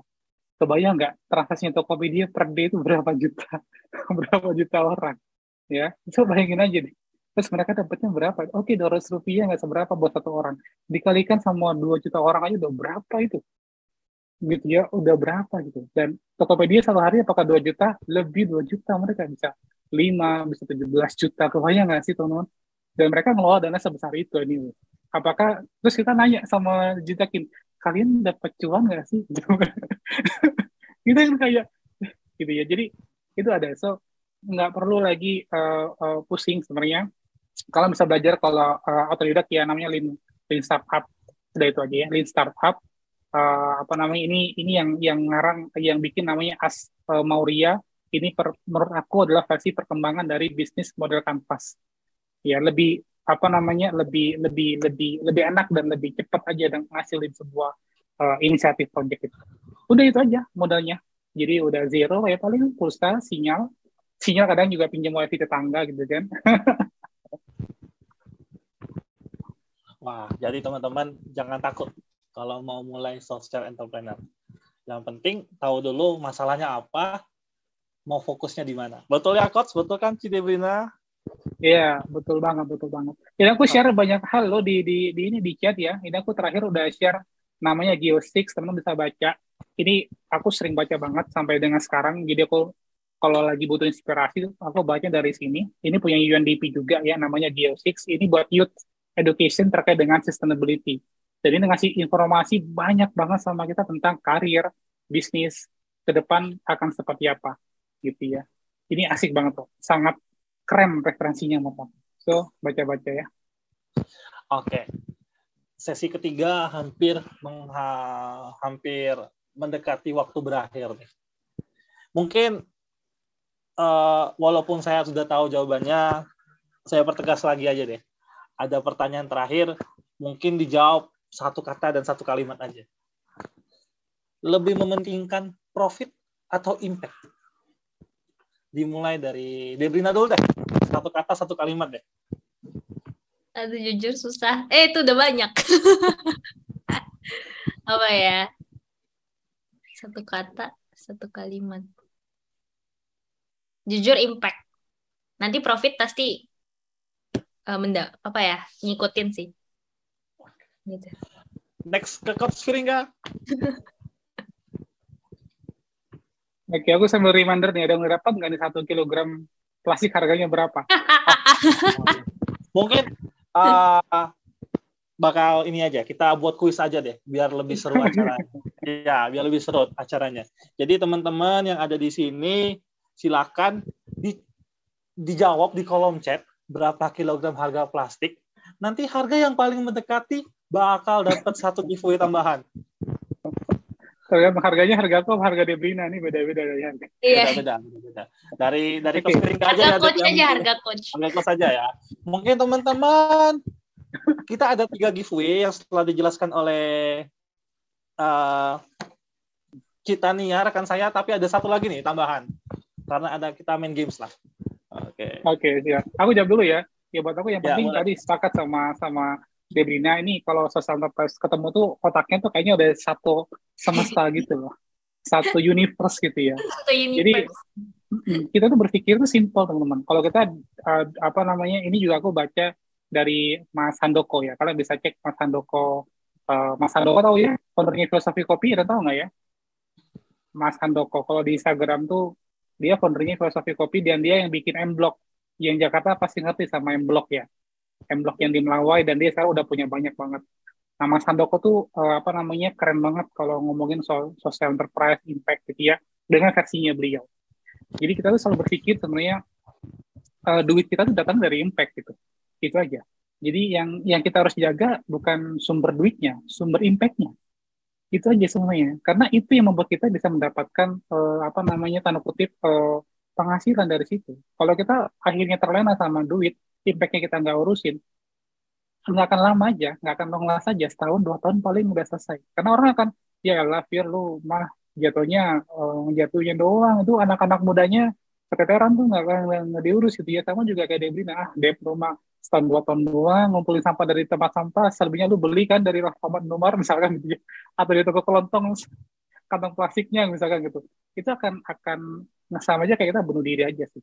Jadi yang penting adalah make meaning before you make money. Oke. Thank you coach. Sesi ketiga telah berakhir. Next kita akan masuk sesi keempat. Jadi sesi keempat silakan teman-teman apabila ada pertanyaan kepada coach Firingga atau kepada Cidebrina silakan dicantumkan di kolom komentar. Citania, rekan saya, apakah masih bernafas? Wah, masih dong. Aman, Masih bernafas. aman. Mantap. Oh ya, Oke, sebelum masuk di sesi keempat tanya jawab, saya sebagai iklan mau lewat lagi. Boleh kan? Silakan. Boleh lah. Boleh. Nah, jadi teman-teman, untuk reminder lagi, boleh diisi Google Form-nya, mungkin bisa di-share ulang karena udah ketutupan chat, udah tenggelam dia mungkin. Bisa di-share ulang Google Form-nya. Nah, nanti setelah ngisi Google Form, nanti kita bakal undi 1 orang buat mendapatkan pouch dari Kausa ID. Itu ya teman-teman, ingat buat diisi. Nah, tadi saya setelah mendengar itu dari kalimat-kalimat terakhir ternyata daripada money oriented mending impact-nya dulu ya. Soalnya nanti cuan akan mengikuti, bener nggak? Bener kan?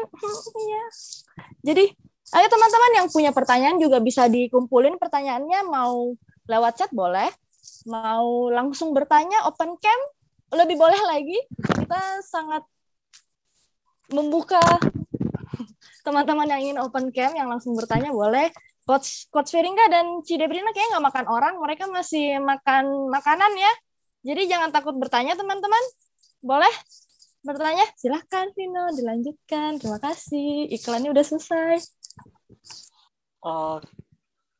Oke, terima kasih Citania, dan saya ingatkan lagi ada satu hadiah tambahan, silakan dijawab berapa harga 1 kilogram plastik bekas. Jadi silakan, baru ada beberapa orang nih yang menjawab nih. Harusnya rame nih harusnya nih. Hostnya boleh jawab nggak? Host boleh. Semua boleh jawab. Saya Semua tertarik boleh untuk mendapatkan hadiah giveaway dari Kausa ID.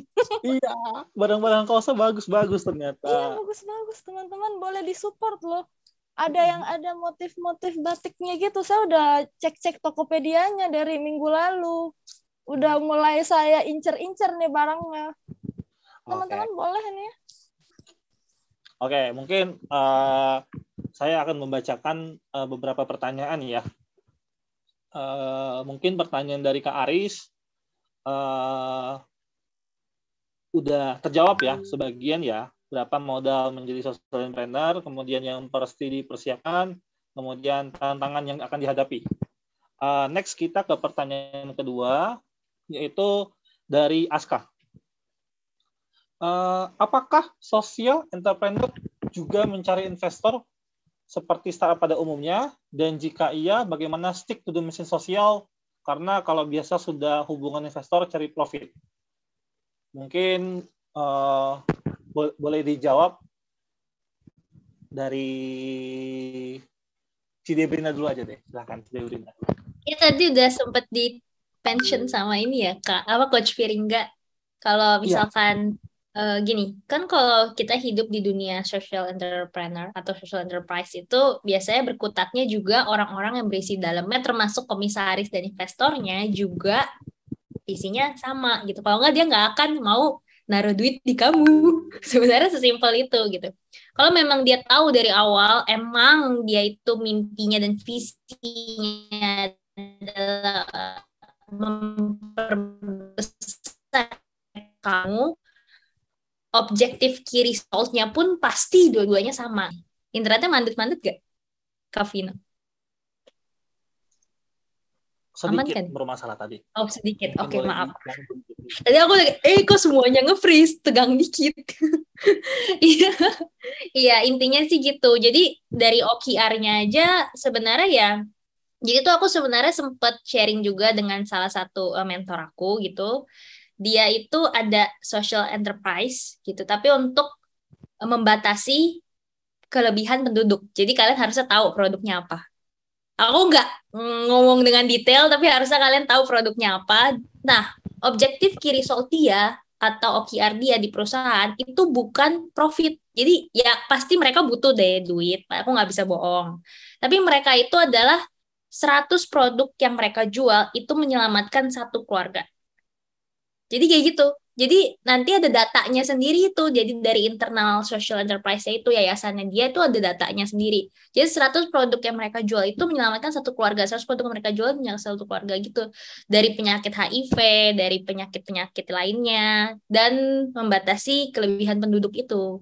Gitu. Dan mungkin itu juga harus kalian tahu juga sebenarnya objektif key result kalian apa, dan investor kalian pun pasti udah lebih aware saat mereka mau invest di kalian. Jadi profit itu udah belakangan gitu sih. Mungkin Coach Firingga bisa nambahin. Silakan Ya. Coach. Udah dijawab tadi sebenarnya. Bahkan udah aku share juga ke kalian detailnya tuh di situ. aman. Dari Yay, Harvard ternyata, ya. sorry. Siap. Thank you. Udah sih, Kopino. Mungkin Jauh ini. bagi teman-teman yang mau bertanya langsung, open cam, silakan tunjuk tangannya. Nanti akan diatur oleh panitia acara. Silakan teman-teman. Karena saya melihat tidak ada pertanyaan lagi.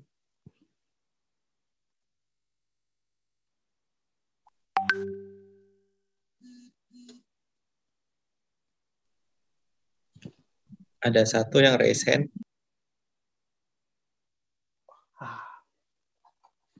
Halo, ini saya nggak open cam ya, sinyalnya kurang bagus. Ini saya penasaran, maksudnya gini, teman-teman ini kan dari tadi membicarakan soal impact.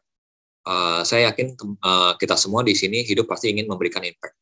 Tapi di sisi lain, nggak bisa dipungkirin kita juga punya keluarga yang harus kita bangun. Ada keluarga yang harus kita kasih makan.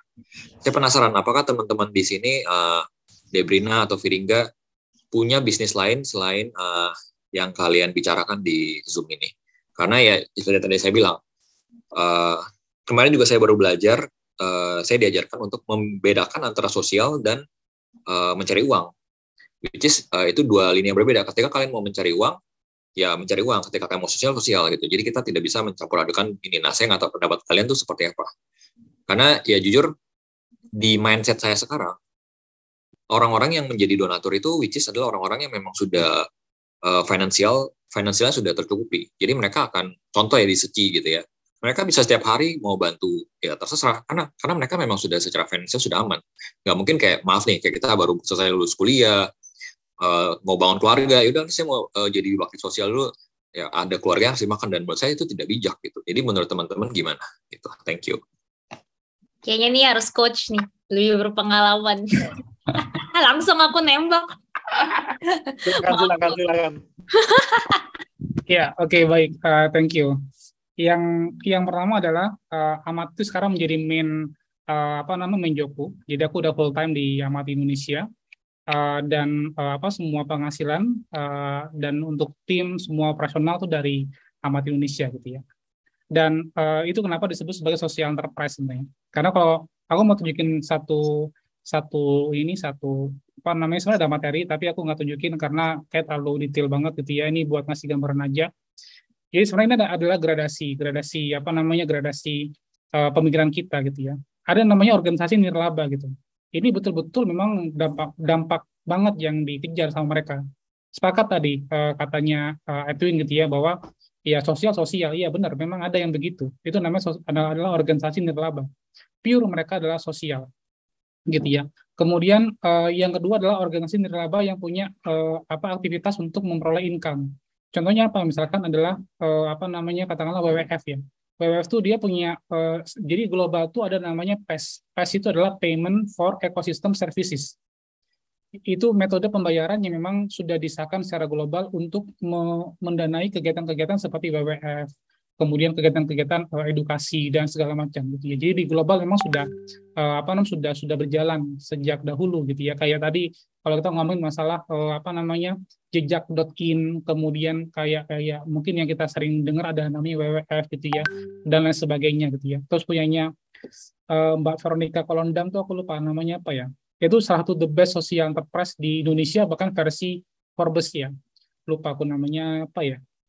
Tapi bisa cek nama foundernya adalah Mbak Veronica Kolondam. Kebetulan kita pernah satu frame bareng sama Bang Andi Noya untuk ngomongin social enterprise itu. Nah itu yang kedua gitu. Jadi dia nirlaba tapi dia sebenarnya juga punya income. Nah yang ketiga adalah yang social enterprise itu. Contohnya apa ya? Tadi sesimpel kayak kita ngomongin masalah Sahawut gitu ya. Sahawut dia produksi kacamata gitu, tapi dia ekspor sampai ke 5 negara gitu ya. Dia dapat profit dari situ. Kacamata dia satu kacamata tuh harganya sekitar 700.000, 1,5 juta dari bahan bekas gitu. Tapi dia profitnya akan ngalir sebagian kepada impact-nya mereka gitu. Terus tadi yang contoh Crash Cross gitu ya. Ini aku sambil ini udah boleh bisa dibuka nggak sih? Ya udah aku inilah ya, kasih range saja lah ya. Range harganya yang aman nih, 1 kilogram plastik itu harganya di bawah 10.000 per kilogram plastik gitu ya. Harganya di bawah 10.000 gitu. Bisa bayangin harga di bawah 10.000, temanku itu setelah didesain dan segala macam bisa jual dengan harga 750.000 gitu ya, untuk satu tas, bahkan ada yang sampai 950.000, 1,5 gitu ya. Jadi ini social enterprise gitu mereka. Kenapa? Mereka punya produk yang berkualitas. Jadi mereka tidak menjual kesedihan orang, beda ya. Mereka tidak menjual tangisan orang, mereka tidak menjual kesedihan orang. Mereka betul-betul perform dengan produk yang bahkan bisa dibandingkan sama usaha yang komersil gitu. Yang pure komersil, mereka bisa dibandingkan.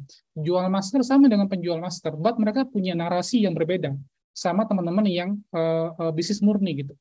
Pada intinya mereka punya nilai kebaikan yang nggak dimiliki sama usaha yang menurut aku adalah konvensional gitu. Jadi ini 3 gradasi teman-teman. Yang ini pure adalah organisasi nirlaba.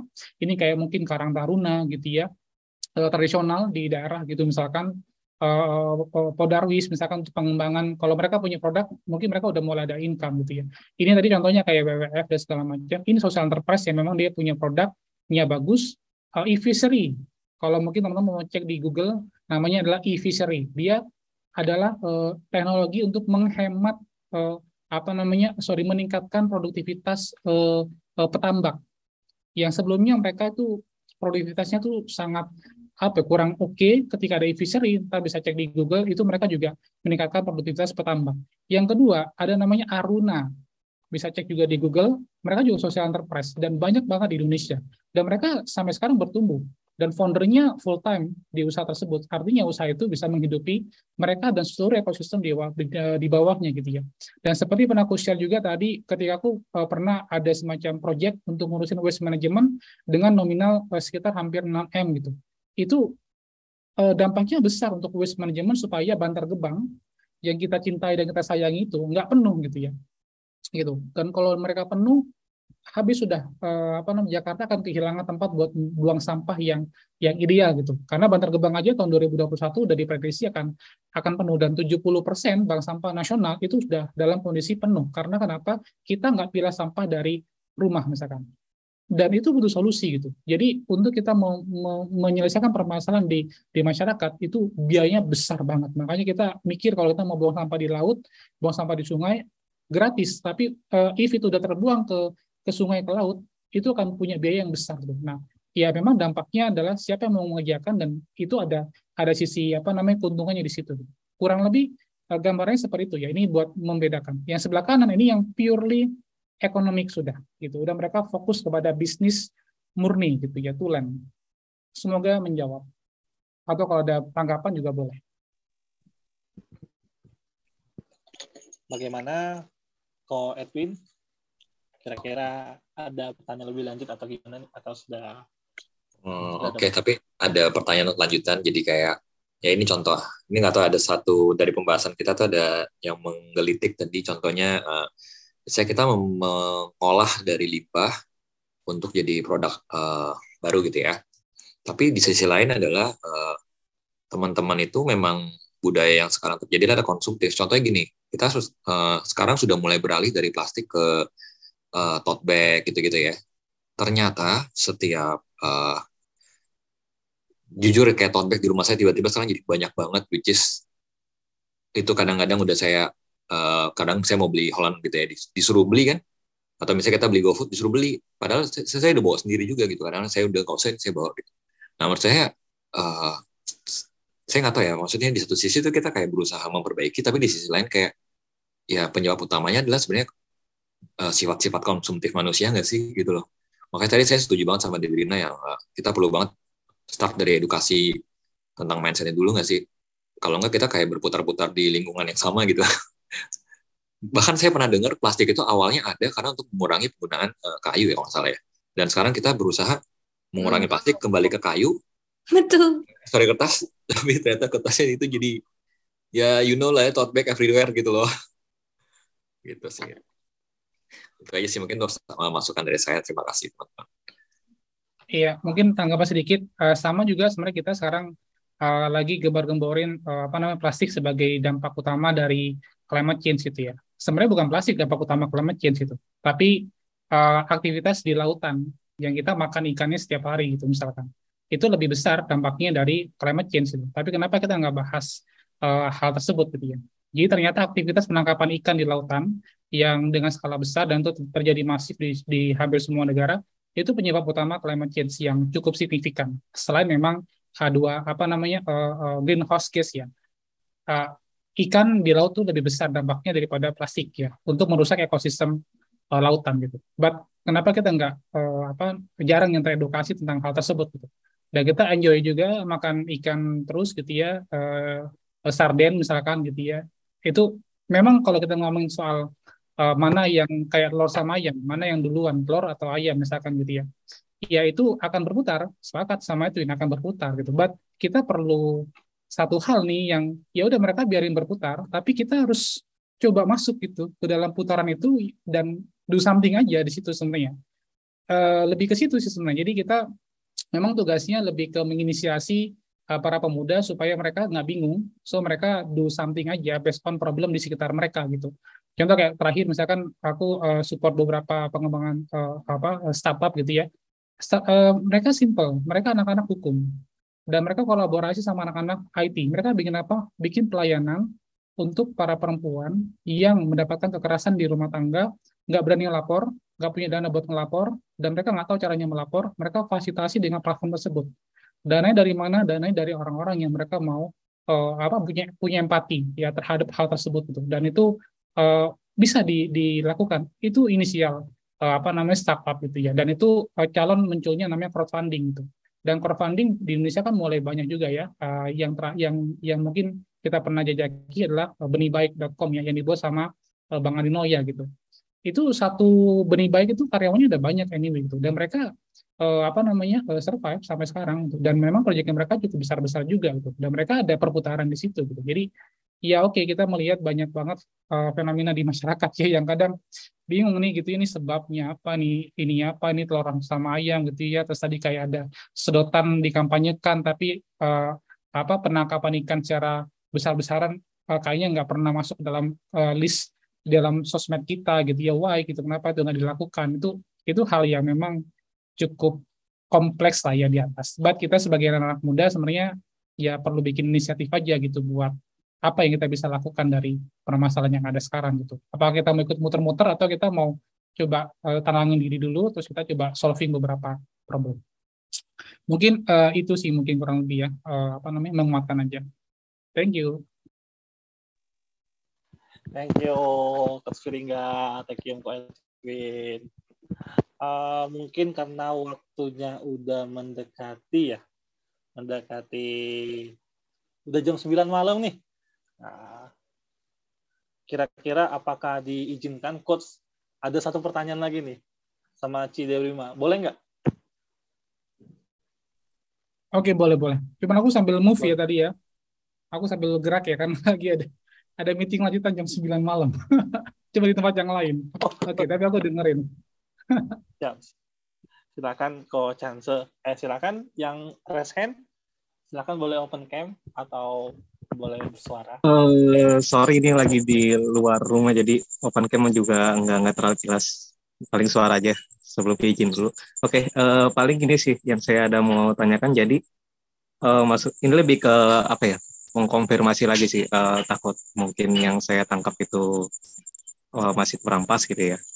Menanggapi yang tadi pertanyaan dari Ko Edwin terus sama yang dari Coach juga ada bahas. Jadi maksudnya kalau saya sih jadi ada kepikirannya apakah untuk pengolahan limbah ini bisa bersifatnya itu kayak mungkin jatuhnya bisa berubah-ubah gitu. Contoh misal kalau sekarang kan lagi mungkin kampanye tentang yang tadi tote bag lah, terus juga mungkin yang kata tadi mungkin pengurangan ikan segala macam. Cuma kan kalau misal maksudnya nanti nggak menutup kemungkinan karena udah terlalu sering melakukan yang seperti itu, jadi muncul lagi maksudnya limbah lagi yang harus di atas sini. Jadi limbah ini udah nggak terlalu jadi isu. Jadi kita menangani limbah yang baru lagi. Maksudnya apakah berarti ini sifatnya mungkin bisa berubah-ubah terus nggak kayak tetap gitu fleksibel gitu mungkin ya. Apakah begitu mungkin?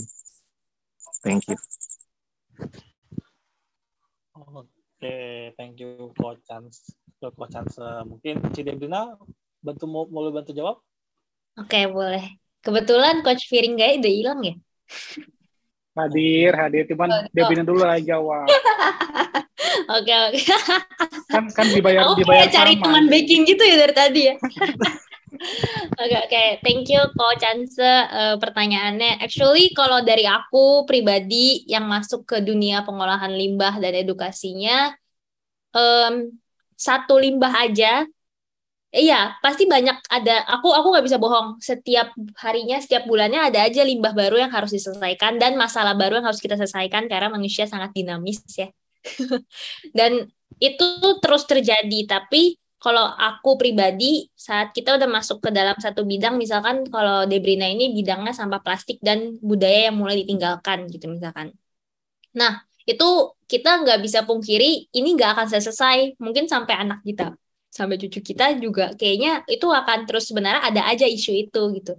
Dan sebagai pebisnis, kalau aku pribadi, I better fokus sama hal yang apa yang ada dan aku ambil itu loh. Masalah yang aku ambil itu kok. Jadi aku selesain dulu nih masalah plastiknya. Aku terus-menerus buat gitu ya masalah plastik ini aku buat dengan saya buat solusinya gitu.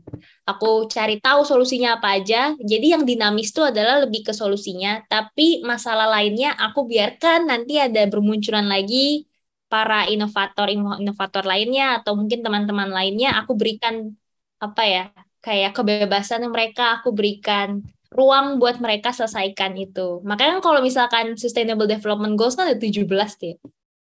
Berarti masalahnya banyak banget ya. Maksudnya 17 itu kan baru apa ya, kayak industrinya doang kan, gambarannya doang ya, Covino. Tapi di dalamnya ada lagi tuh sub-subnya tuh. Nah itu tuh, jadi dari situ banyak banget orang yang masuk dari ke-17 itu masuklah ke masalah yang ini, selesain masalah yang satu lagi gitu Coach Chance. Jadi kalau dari aku, yes pasti ada aja masalahnya, pasti ada aja limbah yang harus diselesaikan. Cuman kalau dari segi pebisnisnya, cukup kita fokus sama yang satu dulu gitu, sampai itu terselesaikan solusinya gitu. Yang which mean mungkin sampai ratusan tahun. Semoga selesainya sih bikinnya cepet. Tapi kayaknya nggak secepat itu kita merubah mindset orang-orang gitu. Kayak merubah mindset udah nggak pakai plastik yang sepraktis itu aja tuh susah banget gitu. Susah banget gitu. Bahkan tadi aja Citan aja bilang, iya sih sebelah aku masih ada botol plastik gitu. So, aku nggak bisa bohong. Aku pribadi yang punya bisnis plastik aja karena aku masih ngeliat adikku aja kayak, Ceh, mau gak ini? Terus dia beliin aku teh atau apapun itu yang ya dari botol plastik juga gitu. Jadi aku ya nggak apa-apa sih adik, makasih adik gitu. Masa aku tolak gitu. Nah itu sih Coach Chance. Jadi tetap fokus dari satu bidang, tapi masalah dinamisnya ya itu beda cerita. Kayak gitu, semoga cukup terjawab. Oke, terima kasih Cidebrina. Gimana Coach Chance? Aman ya?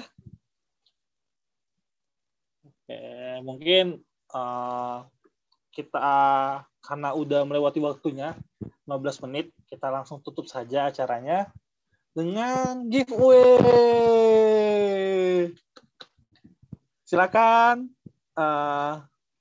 boleh diputar round-nya, giveaway-nya. Putar dulu nih atau giveaway kantong plastik dulu yang tadi 1 kilo itu? Boleh. Dengan pertanyaan terbaik. Sambil aku siapin. Oke. Mungkin Coach Firingga boleh kasih satu orang yang memberikan pertanyaan terbaik, dan Cidebrina satu nama juga yang memberikan pertanyaan terbaik. Oke, ini pertanyaan ya berarti ya. Kalau yang kantong plastik udah boleh dibocorin nggak nih harganya nih? Udah boleh Coach. Atau udah bocor jangan-jangan? Udah bocor. Iya, kalau yang aku pernah dapat tim tuh, aku pernah kunjungan ke salah satu bank sampah terbaik di Indonesia. Itu ada di daerah daerah dekatnya Tasikmalaya, aku lupa namanya apa. Dia beberapa kali dapat penghargaan nasional gitu. Di situ harga 1 kilogram tuh 3.500. Ya, 3.500. Atau sekarang itu tahun 2010 ya. 1 kilogram itu 3.500. Itu pun mereka nggak mau kolek kalau nggak ada yang beli. Paham ya? Jadi bank sampah itu kalau nggak ada yang mau cari kantong plastik, mereka nggak kumpulin karena recycling company buat kantong plastik itu di Indonesia masih sangat jarang ya. Jangan kantong plastik ini, sedikit aku tambahkan lagi teman. Aku punya kenalan di Jawa Timur, itu dia bikin satu company besar dari Korea. Dia bikin company recycling untuk plastik aqua dan lain-lain gitu ya, yang modelnya seperti itu. Itu tahun 2020 nelfon aku, bro, waktu itu aku masih di company waste management gitu ya, bro, bantuin gue dong gitu. Apaan gitu. Gue kekurangan sumber daya nih. Sumber daya maksud lu kekurangan sumber daya plastik. Indonesia udah berpuluh-puluh ton bro plastiknya, lu nggak dapat sumber daya. Nggak ada bro, gue cari ke bank sampah ini itu nggak bisa penuhin mesin gua gitu. Bisa kebayang nggak ya? Sampah kita banyak teman-teman, dan itu rate-nya tadi Debrina udah ngasih info ya, marine debris kita itu terbaik nomor 2 di dunia gitu ya. Penyemaran laut kita terbaik nomor 2 di dunia gitu. Dan mereka susah dapetin sumber daya plastik begitu gitu. Jadi kayak kayaknya perlu ada salah satu bridging startup nih yang bantuin collecting itu gitu ya. Jadi harganya kurang lebih 3.500 tuh. Itu pun kalau ada yang butuh mereka akan collect, kalau nggak ada yang butuh ya dia akan collect. Yang kedua, yang pertanyaan terbaik, aja aku suka sama pertanyaannya yang aku puji pertama kali itu, yang siapa yang pertama kali nanya itu Aris ya? Pak Aries ya? Oh, yang pertama kali nanya deh itu. Nah, kalau dari aku itu tuh. Dia nanya 2 pertanyaan. Thank you. Dia bilang nggak boleh sama deh.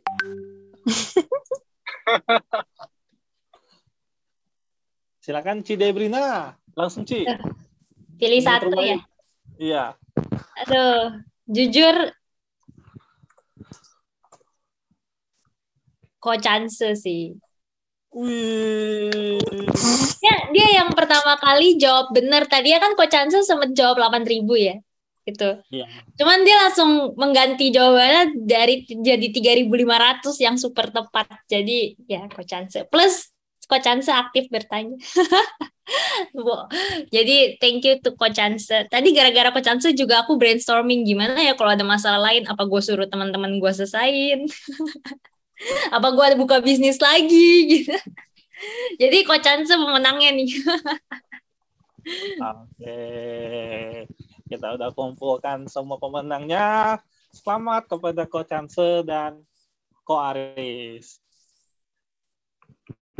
Lanjut kita ke giveaway.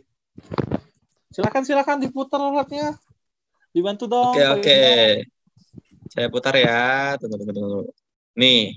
Tapi di sini ada nama Chance, jadi kalau dapat kayaknya harus aku hilangin masa 3 kali nih. Bahaya. Kalah sih ya. Aku delete ya. Coach Chance ya. Ini untuk ngisi formnya aja ya. Ada 3 ya. 4 sih sebenarnya. Oke, kita putar ya.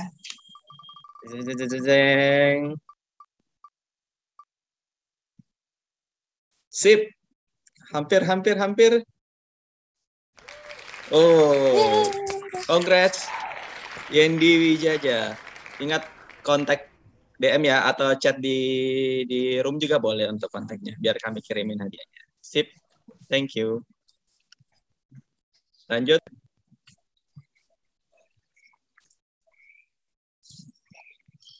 Vino di mute. Ke-mute. Terlalu semangat ini. Belum. Klik. Masih belum. Oh, masih belum. Oke, udah. Oke, aman. Oke, terima kasih teman-teman udah di penghujung acara. Terima kasih juga Coach Firingga dan Cidebrina. Semoga sharing-sharingnya pada hari ini bisa memberikan manfaat kepada teman-teman yang mendengarkan, baik secara live atau secara streaming di YouTube nanti. Baiklah, silakan saya oper ke host kita, Citania. Silakan Ci, di closing. Oke, teman-teman, nggak kerasa udah di penghujung acara. Kita udah mau selesai nih acaranya. Tapi tunggu dulu, kita bakal ngasih sertifikat dulu buat Cidebrina sama Coach Firingga. Mungkin Indra boleh tolong ditampilkan sertifikatnya? Oke, tunggu ya. Pertama, sebagai untuk penghargaan. Nah, nih ada sertifikat. Ini dulu deh. Oke, buat Cidebrina. Untuk sharing-sharing malam ini sangat insightful. Semoga dari topik hari ini banyak social entrepreneur baru nantinya. Screenshot ya, 1 kali, 1, 2, 3. Oke, selanjutnya untuk Coach Firingga. Coach Firingga ada nggak ya di sini? Masih ada nggak di sini? Ada, aman. Gue baru sampai ke Oke. Aman. Siap. Thank you, Coach Firingga. Makasih. Untuk malam ini. Nanti sertifikatnya dikirimin ya. Oh iya. Siap. Nggak usah juga nggak apa-apa kok, pakai soft file. Nanti ada hadiahnya juga, Coach. Oke. Ngirimin jangan pakai plastik ya. Iya, siap. Wah, harus remote PR ya. Buat tim Bahaya. sini ngirimnya nggak boleh pakai plastik. Waduh. Siapa tahu akan muncul inovasi baru kan. Iya. Inovasi baru. Ya, siap. Oke. Sip, saya kembalikan ke Tania. Nah, teman-teman, kita udah ada di penghujung acara. Saya selaku tim dari Sidikuy ingin mewakili teman-teman semua untuk sekali lagi berterima kasih kepada narasumber kami, Cidebrina dan Coach Firingga. Terima kasih banyak sudah menyempatkan buat hadir malam minggu kayak gini ya kan. Biasanya kalau bukan ngabisin sama teman, keluarga, pacar, atau kayak Coach lagi nyambi, lagi ada meeting juga. Wah, terima kasih sekali. Kami merasa terhormat sekali karena Cidebrina sama Coach Firingga itu berkenan untuk mengisi event kami ini.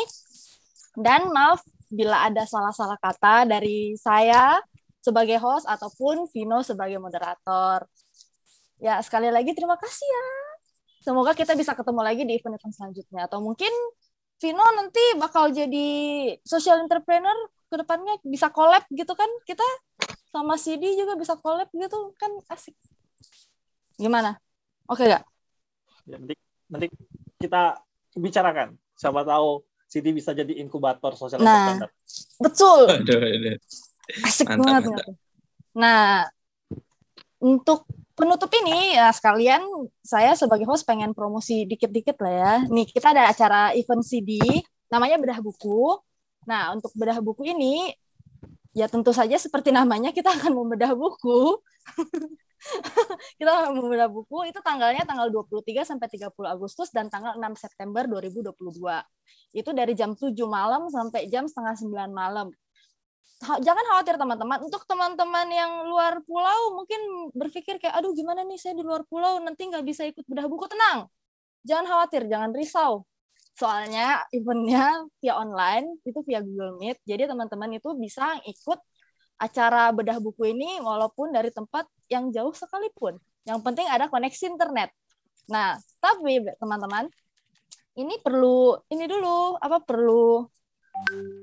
buat mendaftar dulu. Nah, jadi pendaftarannya itu sampai dengan tanggal 5 Agustus 2022 jam 12 siang. Jadi teman-teman yang tertarik, boleh banget nih buat ikut event ini bedah buku. Itu eventnya CD bersama Lamrimnesia. Nah, untuk info lebih lanjut, boleh kontak person ke Wahyudi, Ciayu, atau bisa DM ke CD Pusat, DM ke Lamrimnesia, dan juga nomor WhatsApp yang ada di bawah sana.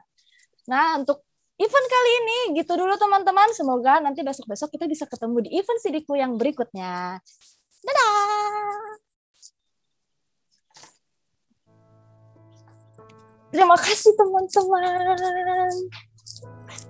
Terima kasih semuanya, Cidebrina. Ya.